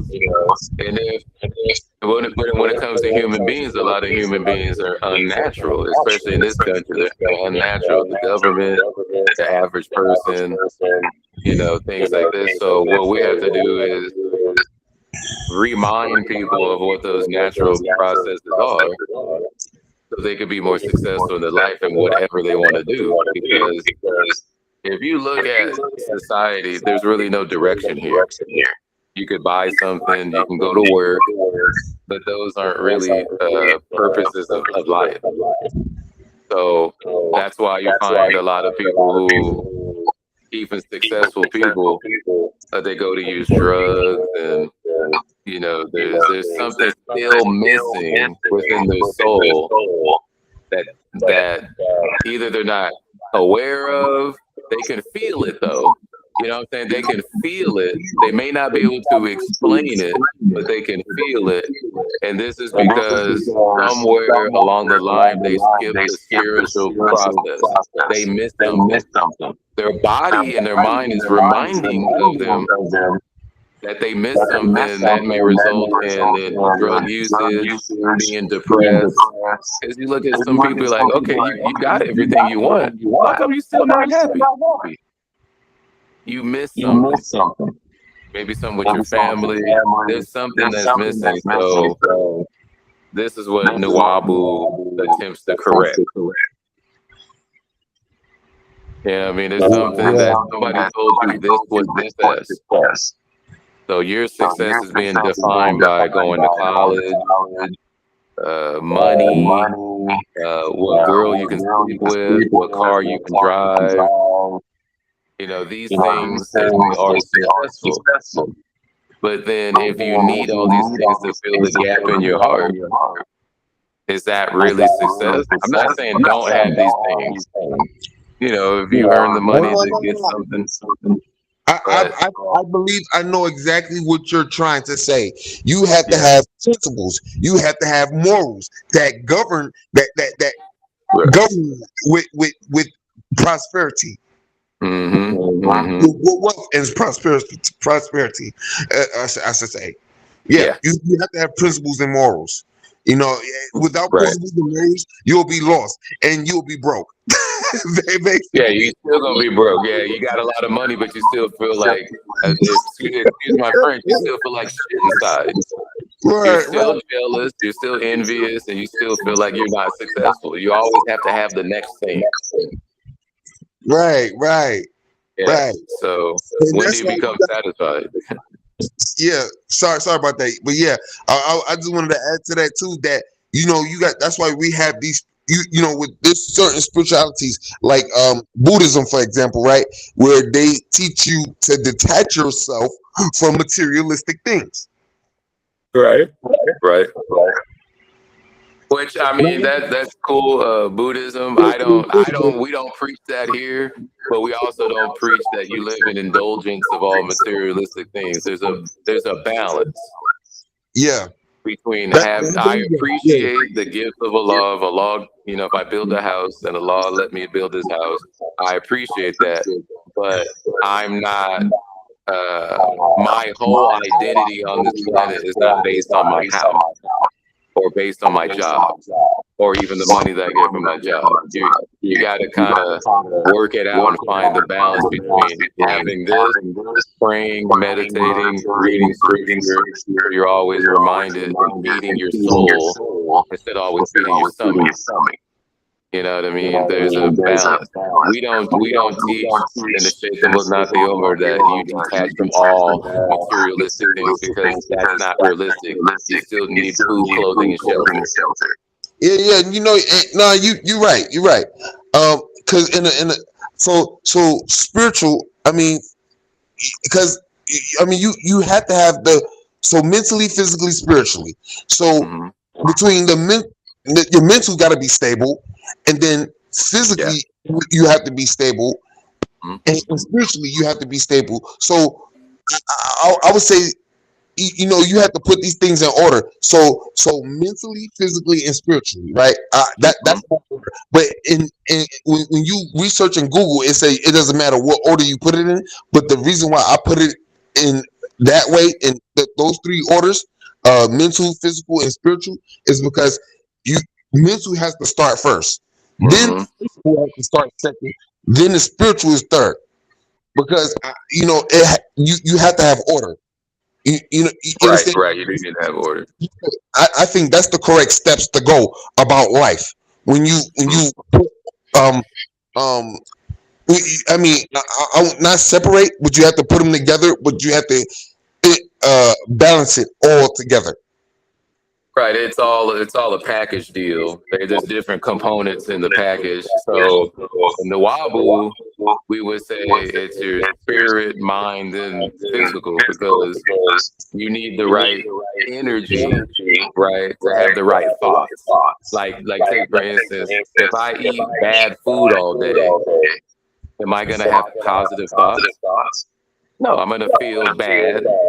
I might feel good when I'm eating it to taste, but once I start to digest it and that food becomes part of me, and the food is dead. Remember, when you eat chicken and beef, you're eating something that's dead.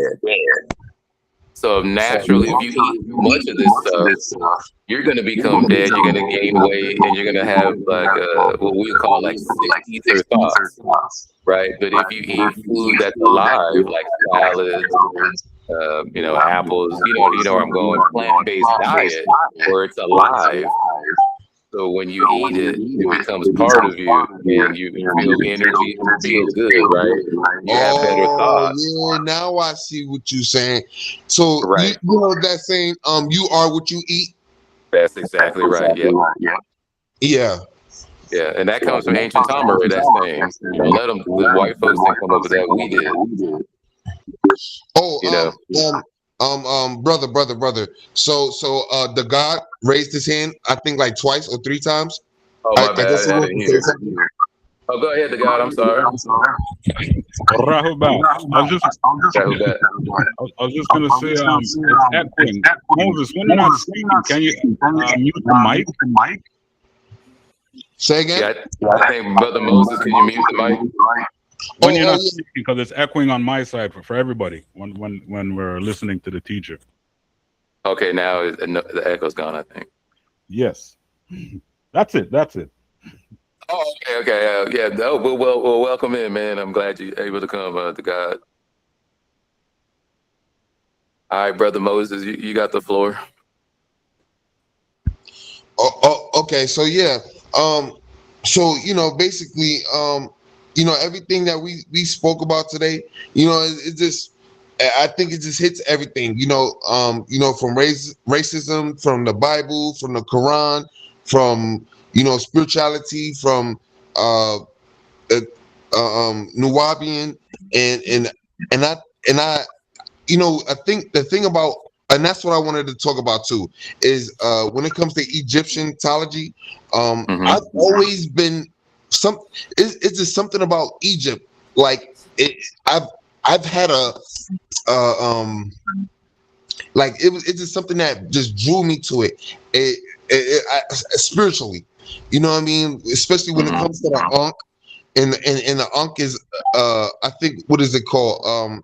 So everlasting life, right? The Ankh is everlasting life. So and then it's just something so spiritual about it, that and powerful about it. It just I wanted to study so much, a lot more about it, and that Mm-hmm. should drew me to Nuwabian nation. You know what I mean? And Okay. it's like the spiritual part about it, and then also not just the spiritual part about it, but also Dr. Malachi Z. York, because he's a very spiritual, powerful person, Absolutely. and we Yeah. built the legacy. You know what I'm saying? Like for Mm-hmm. generations and generations. Right, right. Now, just we all thank the master teacher for even bringing us here today all together, and we're all following the prototype of the master teacher. We never. For us, the master teacher is like the Prophet Muhammad. He's like Yeah. Jesus Christ. For New Orleans, I'm just keeping it real, and we follow in his footsteps. But he also told us that one day he would not be here. we're gonna, I'm gonna shed some tears. I'm pretty sure anybody who's seen the master teacher in action on video or in person, we're all gonna probably be weeping for days. But we can't let go what he created, and we got to keep going. This spiritual war. And it's not just with Caucasians. I'm gonna say that right now. This spiritual war is mainly with people who look like me and you. From my experience, when I walk around, even like this, I walk around my little small town like this with medallions. White people are like, "Oh, what does that mean? What does that mean? What does that mean?" And they're genuinely curious about what the hell that means. They're genuinely curious about it.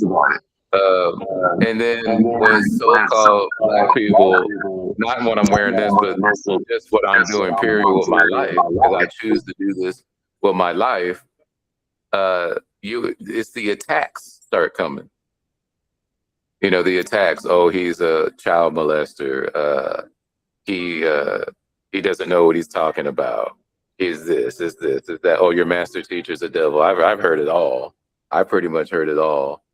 And my only reply to that is, well, I have a couple of replies ready for that. But have you actually looked into his case? He did not get charged with child molestation. They couldn't get any evidence on it. Right. So first of all, that's not true. Oh, sorry about that. Go ahead. I wanted to say, like, first of all, to call him a child molester. First of all, there ain't even no proof that prove that he's a child molester. So where do they? You gotta have proof. Propaganda. If you have no proof, then the support that, then it's not a fact. It's a lie, and that's what you call it's like when it comes to like the Bill of Rights and stuff like that, like it's like not a scam. It's a scandal. That's what you call a scandal. Lies and stuff like that. I'm trying to pronounce it. Hold on. Defamation. I think defamation. Oh yes, character. Yeah. So all these lies they're lies. You know what I mean? If you cannot find any facts to support your statement, then it's a lie. Basically it's a lie if you can't prove it.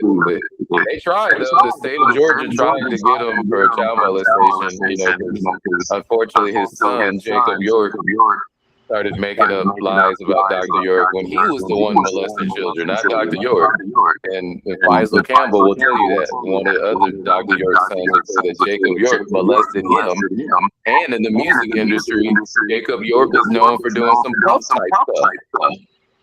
You know what I mean? So the circumstances don't look good for Jacob York.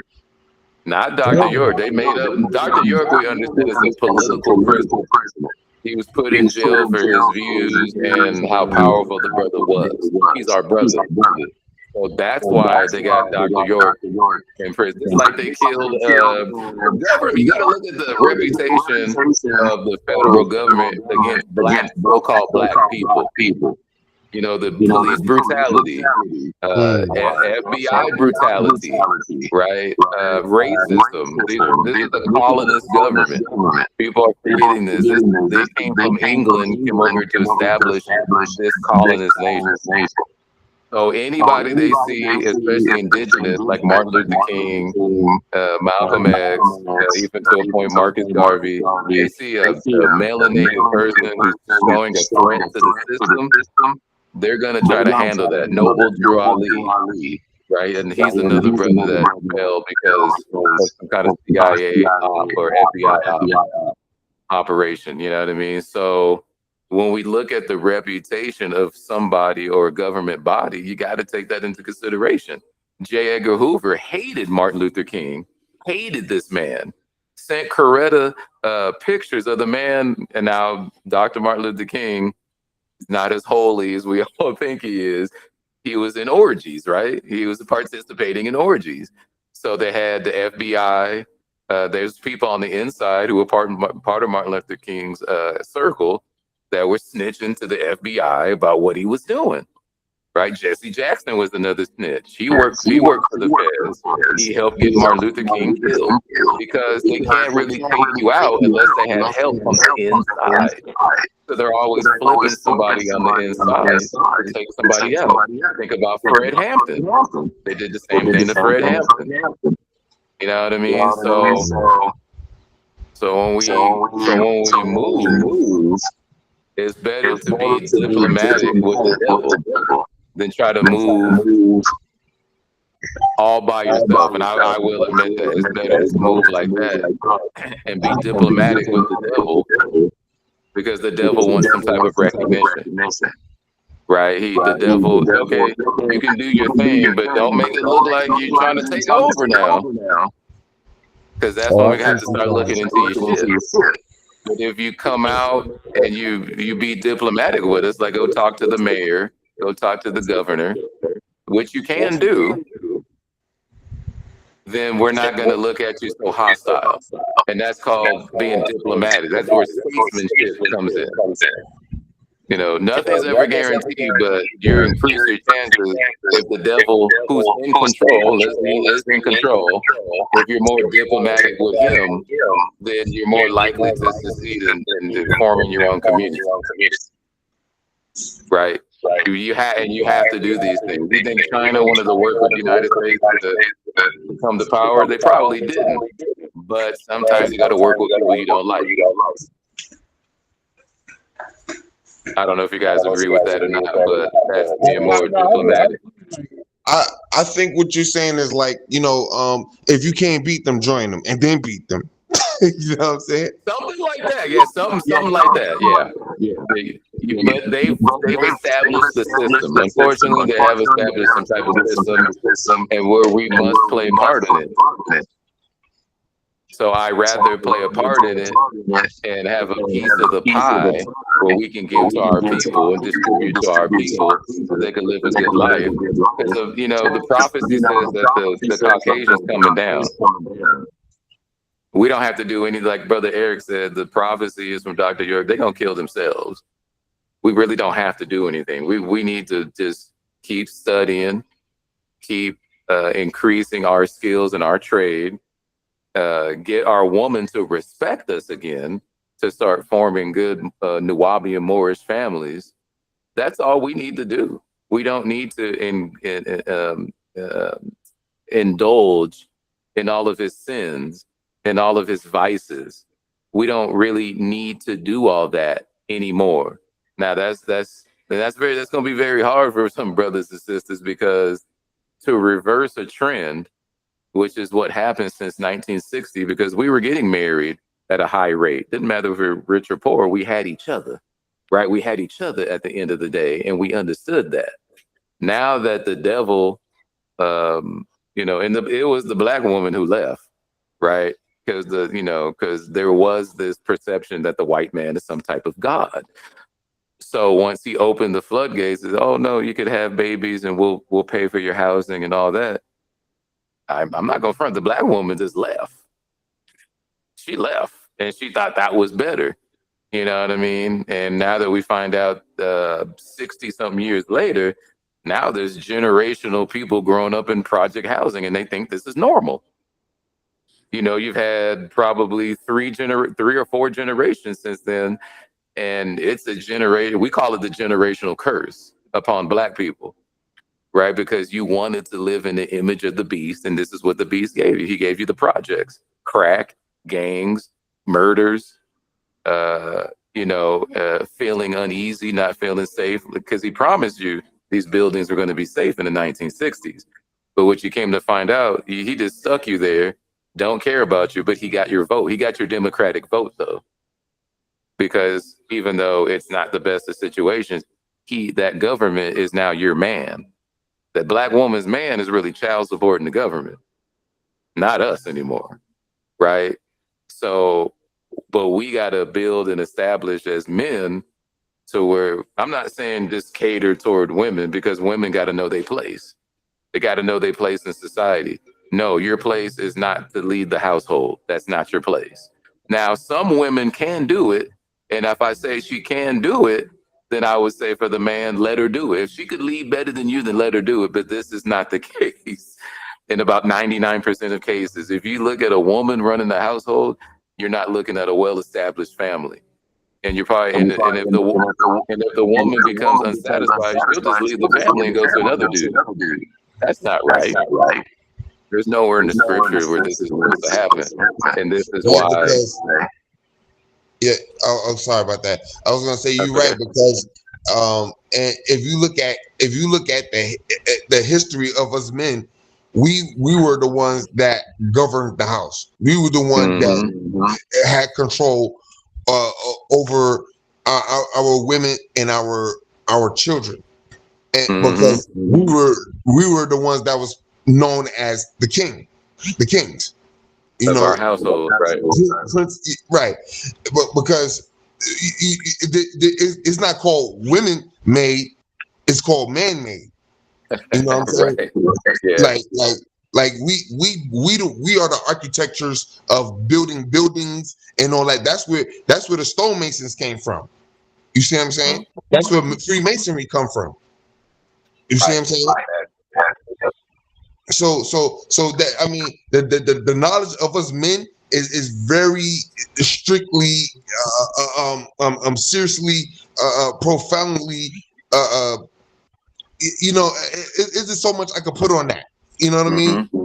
And because we made a lot of things in this world. We invented a lot of things in this world.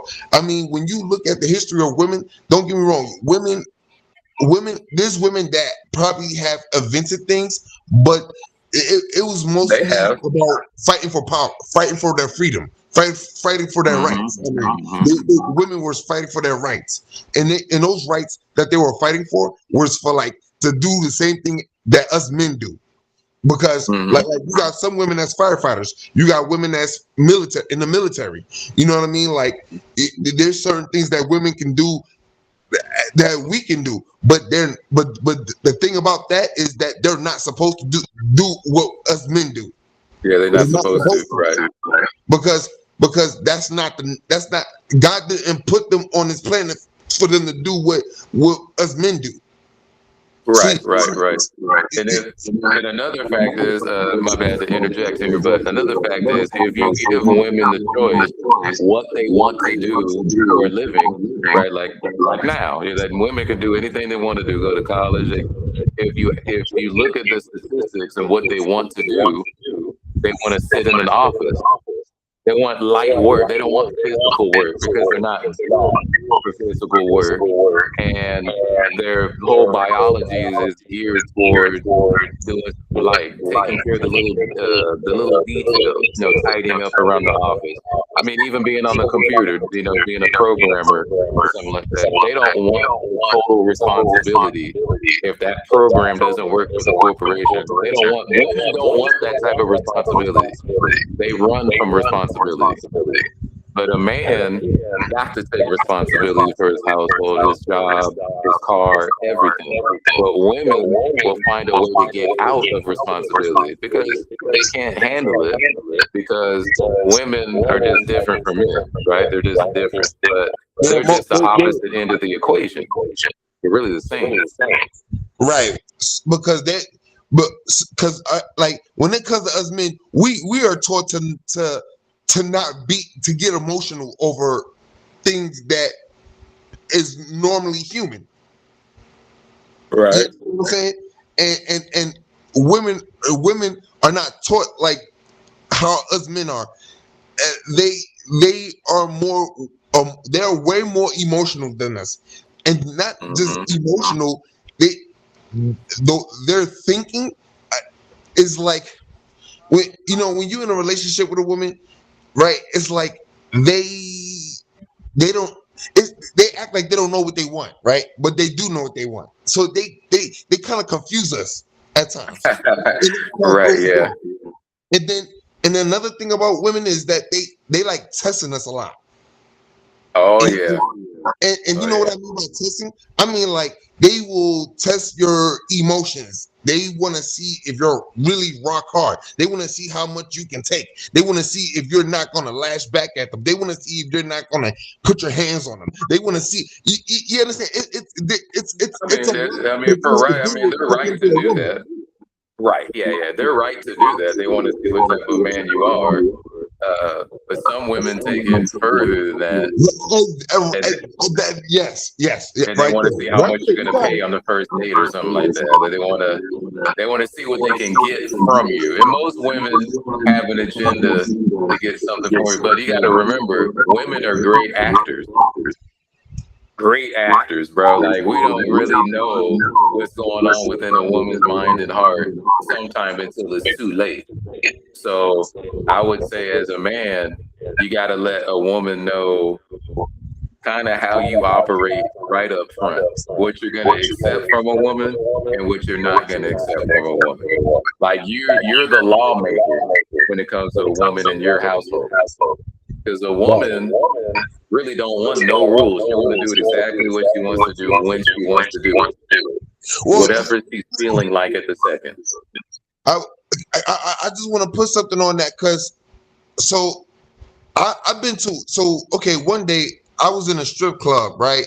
And Yeah. this girl told me, she straight up told me, she said she had a boyfriend, and she tells him what to do, and she was like, I don't like to tell a man what to do. I like a man to tell me what to do. Mm-hmm.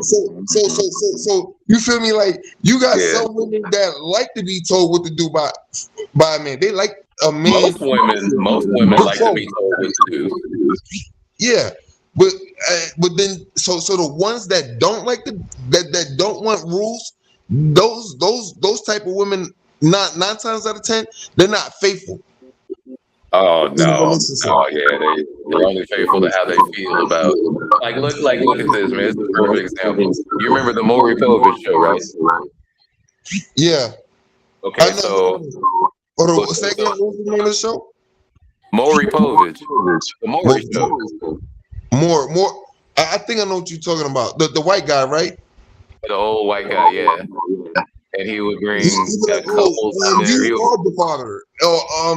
You talking about that That guy? one. That Yeah, one. okay. Yeah. So what he's bringing, he's exploiting everybody too. Let's not front on that. But when they come on the show, you'll have, in some instances, the man is the father. So I'm not talking about those women. Those women are, for the most part, are righteous. At least the man that they accused of being the father was the father. But there's a lot of shows where girls will be on there. They bring on 5, 6, 7, 8 dudes, and ain't none of them the father, right?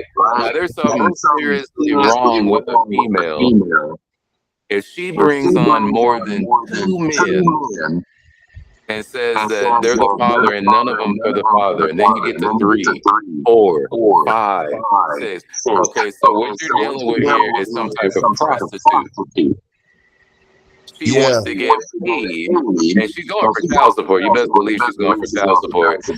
She wants to get paid for her mistakes, because ain't no way a female's supposed to be having sex with 7 or 8 dudes at the same time. And it wasn't just a couple of girls. There were hundreds of girls throughout the years that have been on the show in the same situation. Oh yeah. Oh yeah. Cause I could definitely say that there was some episodes, right, where it was crazy. Like one girl, she brought like 3 guys onto the show, right? But Mm-hmm. so basically, I mean, she had sex with she had a train ran on her, or she let a certain amount of guys. She had sex with a certain amount of guys at the same time, and I guess because of the semen, the semen going into her, like, it must have been mixed semen. So when she got tested, the it couldn't read who was actually really the father. So she couldn't even know who was the father. Well, she didn't know who the father, because she couldn't get her conception date. she was having sex with so many guys that, you know, women do this, bro, because I've been a victim of this. They do this. If they had sex with a bunch of guys around the same time, they pick the best guy they think is going to be able to raise the father and accuse him of being the father. Oh, you're the father. You got a good job. You got it You going talking about like the on. mental. You talking about Right. like the mental, like the guy who's mentally, he's got the mental capabilities of being a father. So because he has the Correct. mental capabilities of being a father, she immediately assumes that that particular guy could be the father, because 9 times out of 10 he might even be like, you know what? Okay, if it's my child, I'll take care of him. But 9 times Correct. out of 10 it's not his child, and that Yeah, it's not the child. Yeah. well. So she's not totally stupid. She might be wild and crazy. Because you gotta think about this too. Women are very underrated when it comes to their bravery. Very underrated, bro. Like, girls want excitement. They want the best that they can do. And when see, people don't look at women like this because they smile and they, you know, they play the part. So it's very hard to see what their motives are. But women want the best dude that they could get. If they settle for, they call it settling, which is really not. But they say, "Oh, I'll settle for such and such." This type of man who may be a plumber. He got his own spot, got a nice little, cool little car, might be 10 years old or something, but he's able to make it in life. And she's like, she feels like she's settling for this guy, but she ain't doing well herself. So why does she feel like she's superior to this man who's solid? You know what I mean? And that's because of all this feminism stuff. I don't want to get too deep into the feminism stuff, but these women are very brave. They want what they want. If they want a bunch of dudes, they're going to get a bunch of dudes, because we all know there's a lot of suckers and there's a lot of beta males who are just desperate for sex. I mean, this is a fact of life. You got a lot of, we call them simps. Simp, You know, they're simps. yeah, word. Yeah, so they messed it up for good brothers like me and you, because they expect me as an alpha male to do the same thing that a simp would do. And I said, sweetheart, you got it wrong. You've been dating too many simps.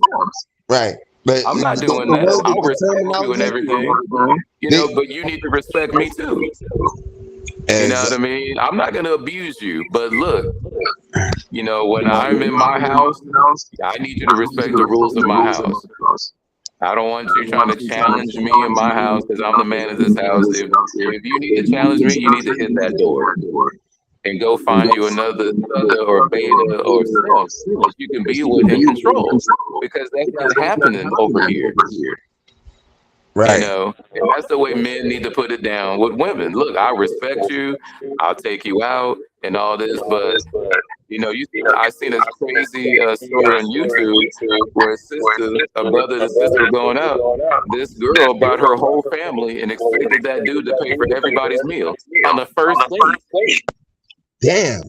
That's how crazy it's gotten with, you know, with the sisters. I'm like, where did you learn this from? What tradition did you learn this from? I think you're just making it up on the spot. Right. That or because her, it might have been because her mother raised her like that. You know what I'm saying? Because some of these women, you know, they was raised up by their mother that way, and so they bring it on their daughters that way. Yeah, unfortunately, yeah, man, that is happening. So that's a generational curse right there too in itself. Right. You know, and so and here's another thing about that as well, is that, you know, a lot of these women are called gold diggers. I mean, yeah. you got some women that's not gold diggers. You got some women that work with you like a team. They like okay. okay, this is what we're gonna do. This is how we're gonna work together. Okay, this is how because we in this relationship we gotta have principles, we gotta have morals, we gotta have Right. rules. So we gonna abide by these rules. Okay, we're not gonna cheat on each other. And whenever we're going through problems, we're gonna communicate about it, because when it comes to Right. communication in a relationship, that's what keeps a relationship strong, and that's what makes a Thank relationship you. last long. You know what I'm Thank you. saying? And it's more than just money. You know what I mean? Right. And then you also have respect and boundaries and honesty, loyalty and trust and bonding. You know what I'm saying? But Right. with these gold diggers, no, they want you to they expect that you have to like put something in on the first day, and you got to really work hard for it. I mean, Why? Like, why would I do that? Like, and they exactly. can't convince you why to do that either.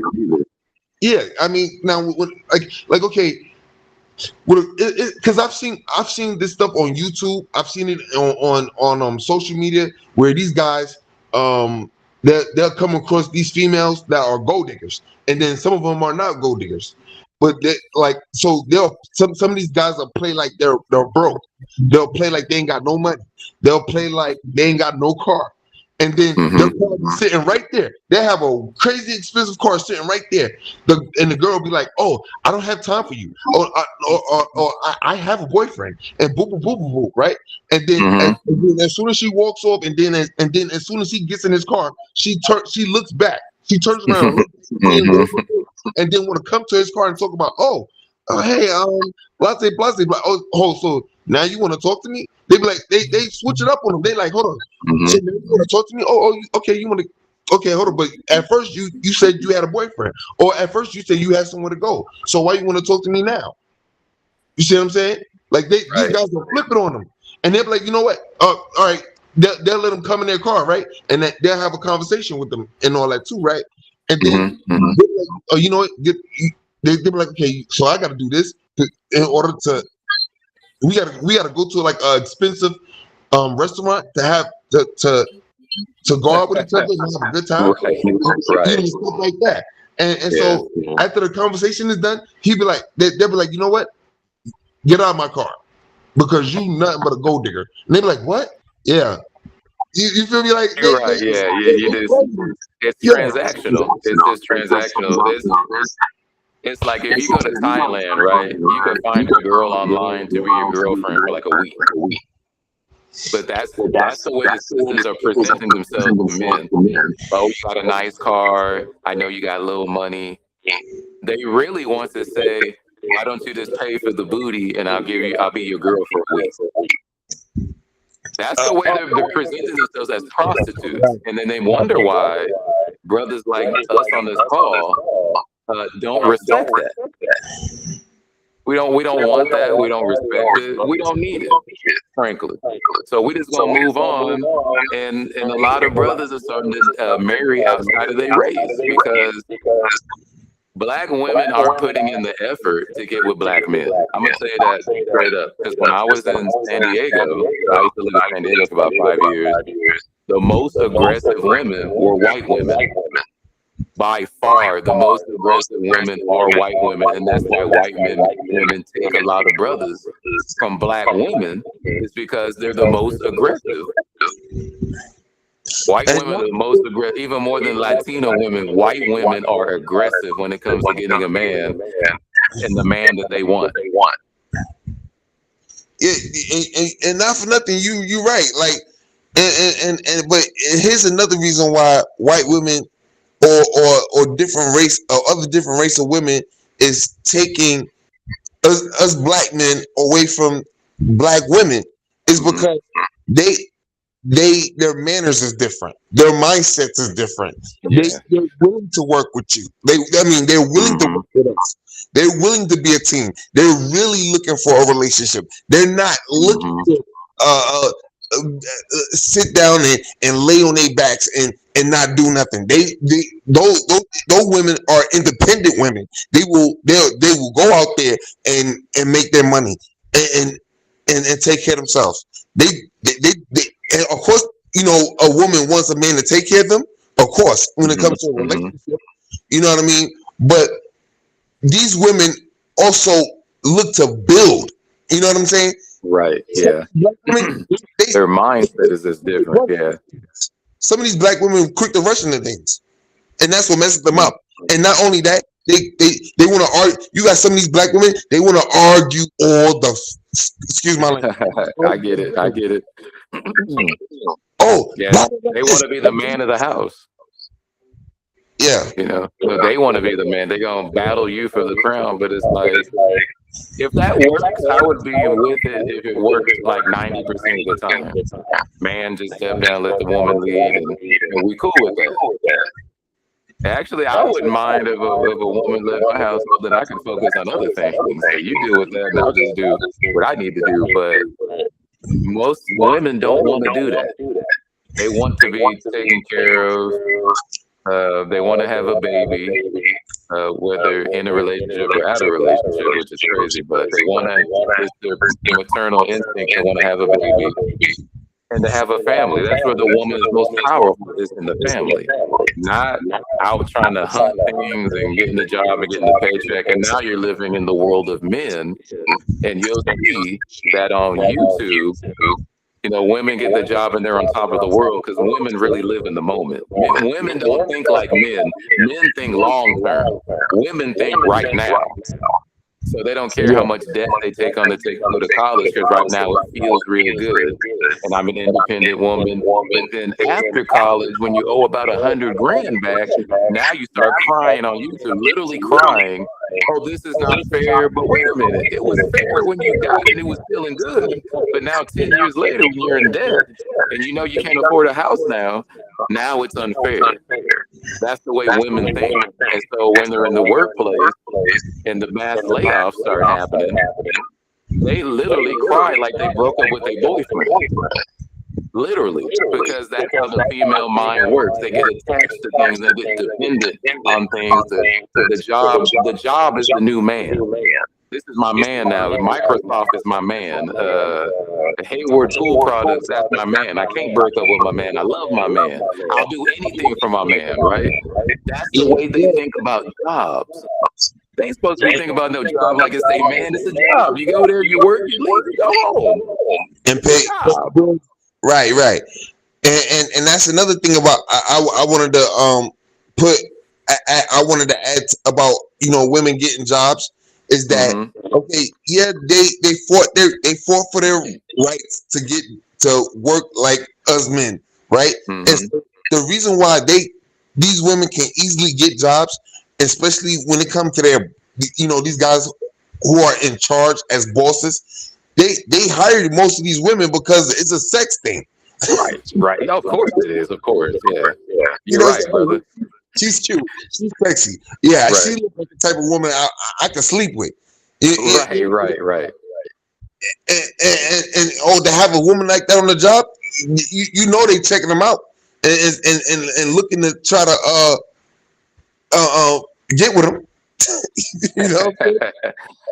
Absolutely, man. And so even me being in the position I am within the nation, there's certain people who will call and try to get close to me and leave their husband and leave their boyfriend. And I'm like, no, you can't do that because see, I respect men.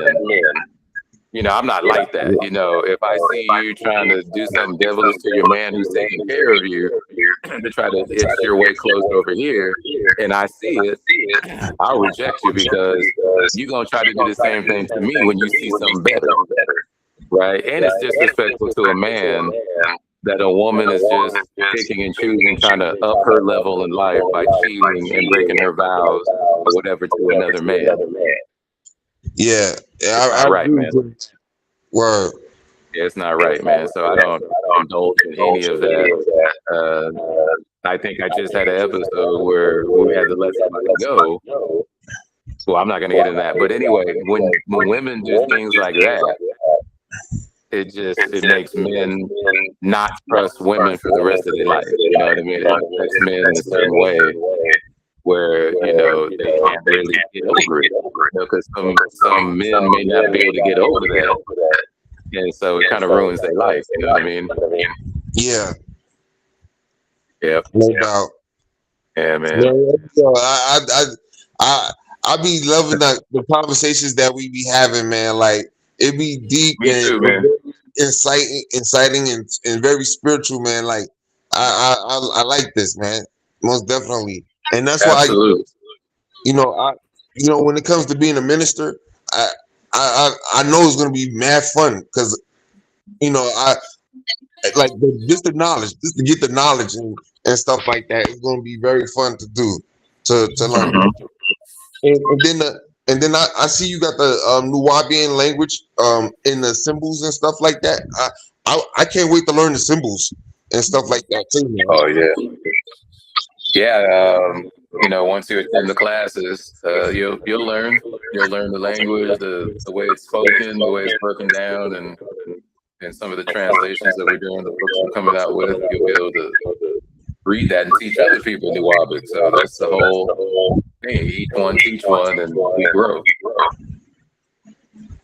Okay. I see everybody left, man. It's just us two. Yeah, it's just us two. That's all right, man. They probably. I mean, we didn't go through the formal class today. I think sometimes live conversation about current issues are better than going through a formal class. You know. Yeah, there's nothing wrong with having healthy conversations and learning, about just life in general. You know what I mean? Right. And especially when it's connected to, when you can connect certain things to New Wabian Nation. Right. This is the building part. I mean, we got to talk and have talks like this and be real with one another about what we see, how we feel, and how Nuwabu applies to what we're seeing out here in society. So, I think the God was just having maybe some issues with his internet connection. And then Brother Eric just jumped off. He probably maybe not interested in the conversation, but people have different opinions about things. What we do here, though, we don't really care about what your opinion is. We want you to be part of the group and be able to add to the group somehow, some way. Right? Yeah. Everybody's gonna have their opinions about this, about that. But as long as you're able to abide by the rules of the tabernacle, learn something when the teacher is teaching, go if you want to go to the university, you can to become a minister, or you just become a student or bystander, just listen to what we have to say and then talk about it with your family. That's fine too, as long as you play a part. So we don't force people to do anything against their will, but like I said, people come in with their hidden agendas. They think they're going to be able to say a couple of fancy words, and then all of a sudden money's going to come their way, or they're all going to be captivated by what they say. And it doesn't work like that. You got to put in the work. We respect people who put in the work. Then things will come your way because you have earned it by then. Right. You know what I mean? So time vets everybody over here. Yeah, that's true. I agree with you on that. Yeah. So we of course we want you to be part of the organization.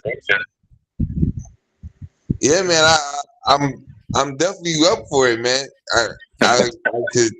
I see that I can learn a lot. You know what I mean? Like this is so much to learn, and when you speak about mathematics, when you speak about the language, when you speak about the signs and the symbols, when you and what about handshakes? Because I was asking you about handshakes and stuff like that. Like, do the New we don't really have a handshake. We got something in the AMOM in the nation. For the nation, you just kind of go like this and bow. You give a half bow to somebody that's on your level.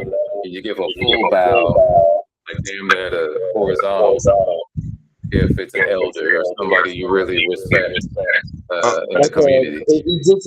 The Egyptian way is basically the Egyptian way. And so the power of the pyramid and the secrets of the pyramid, they try to say it means Illuminati. Illuminati is some white guy stuff. you're illuminated by the power of the pyramid. That's how you're illuminated. And of course, through science and studying and applying these sciences and wisdom to your life. But they tried to take it and extract just the light part where you're enlightened. But that's a misuse of ancient Egyptian knowledge. And that's why the Wabs of the high priest didn't want to give it to this Caucasian because he knew he would misuse it. You know? Yeah, I see what you're saying. Yeah. Yeah. So all that stuff needs to be learned as you take the steps towards enlightenment and to learning the signs of yourself. Because you're not going to be able to exercise your potential or your dormant energy. First of all, if you don't know that it's there, and if you don't know yourself, how could you make the right decisions or gain the right skills in life if you don't even know yourself? At that point, you're part of somebody else's program. You know what I mean? Like when you go to college or for these jobs, you're not really going for yourself. You're going for the corporation. The corporation needs this, so you learn these skills to sacrifice your life for the corporation, because that's what the corporation needs. Right. Yeah, you're right. Like, I mean, like, so I've worked at restaurants, like McDonald's in Flatbush. I've worked at KFC, South Carolina. I've worked at some hotels. I've certification in culinary arts and Job Corps, because I went to Job Corps in Georgia. I got I also got certification in forklifting. I also got certification in like what is it? Custodian and janitorial work as a porter. So I'm like a porter basically.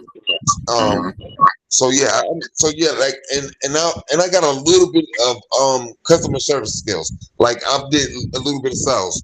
I've worked in like an energy company, I think called IDT Energy. I don't know if you heard of IDT Energy, but it's located in New York. And so basically it was like a door-to-door sales type thing. The only reason why I didn't stay too long in it is because I was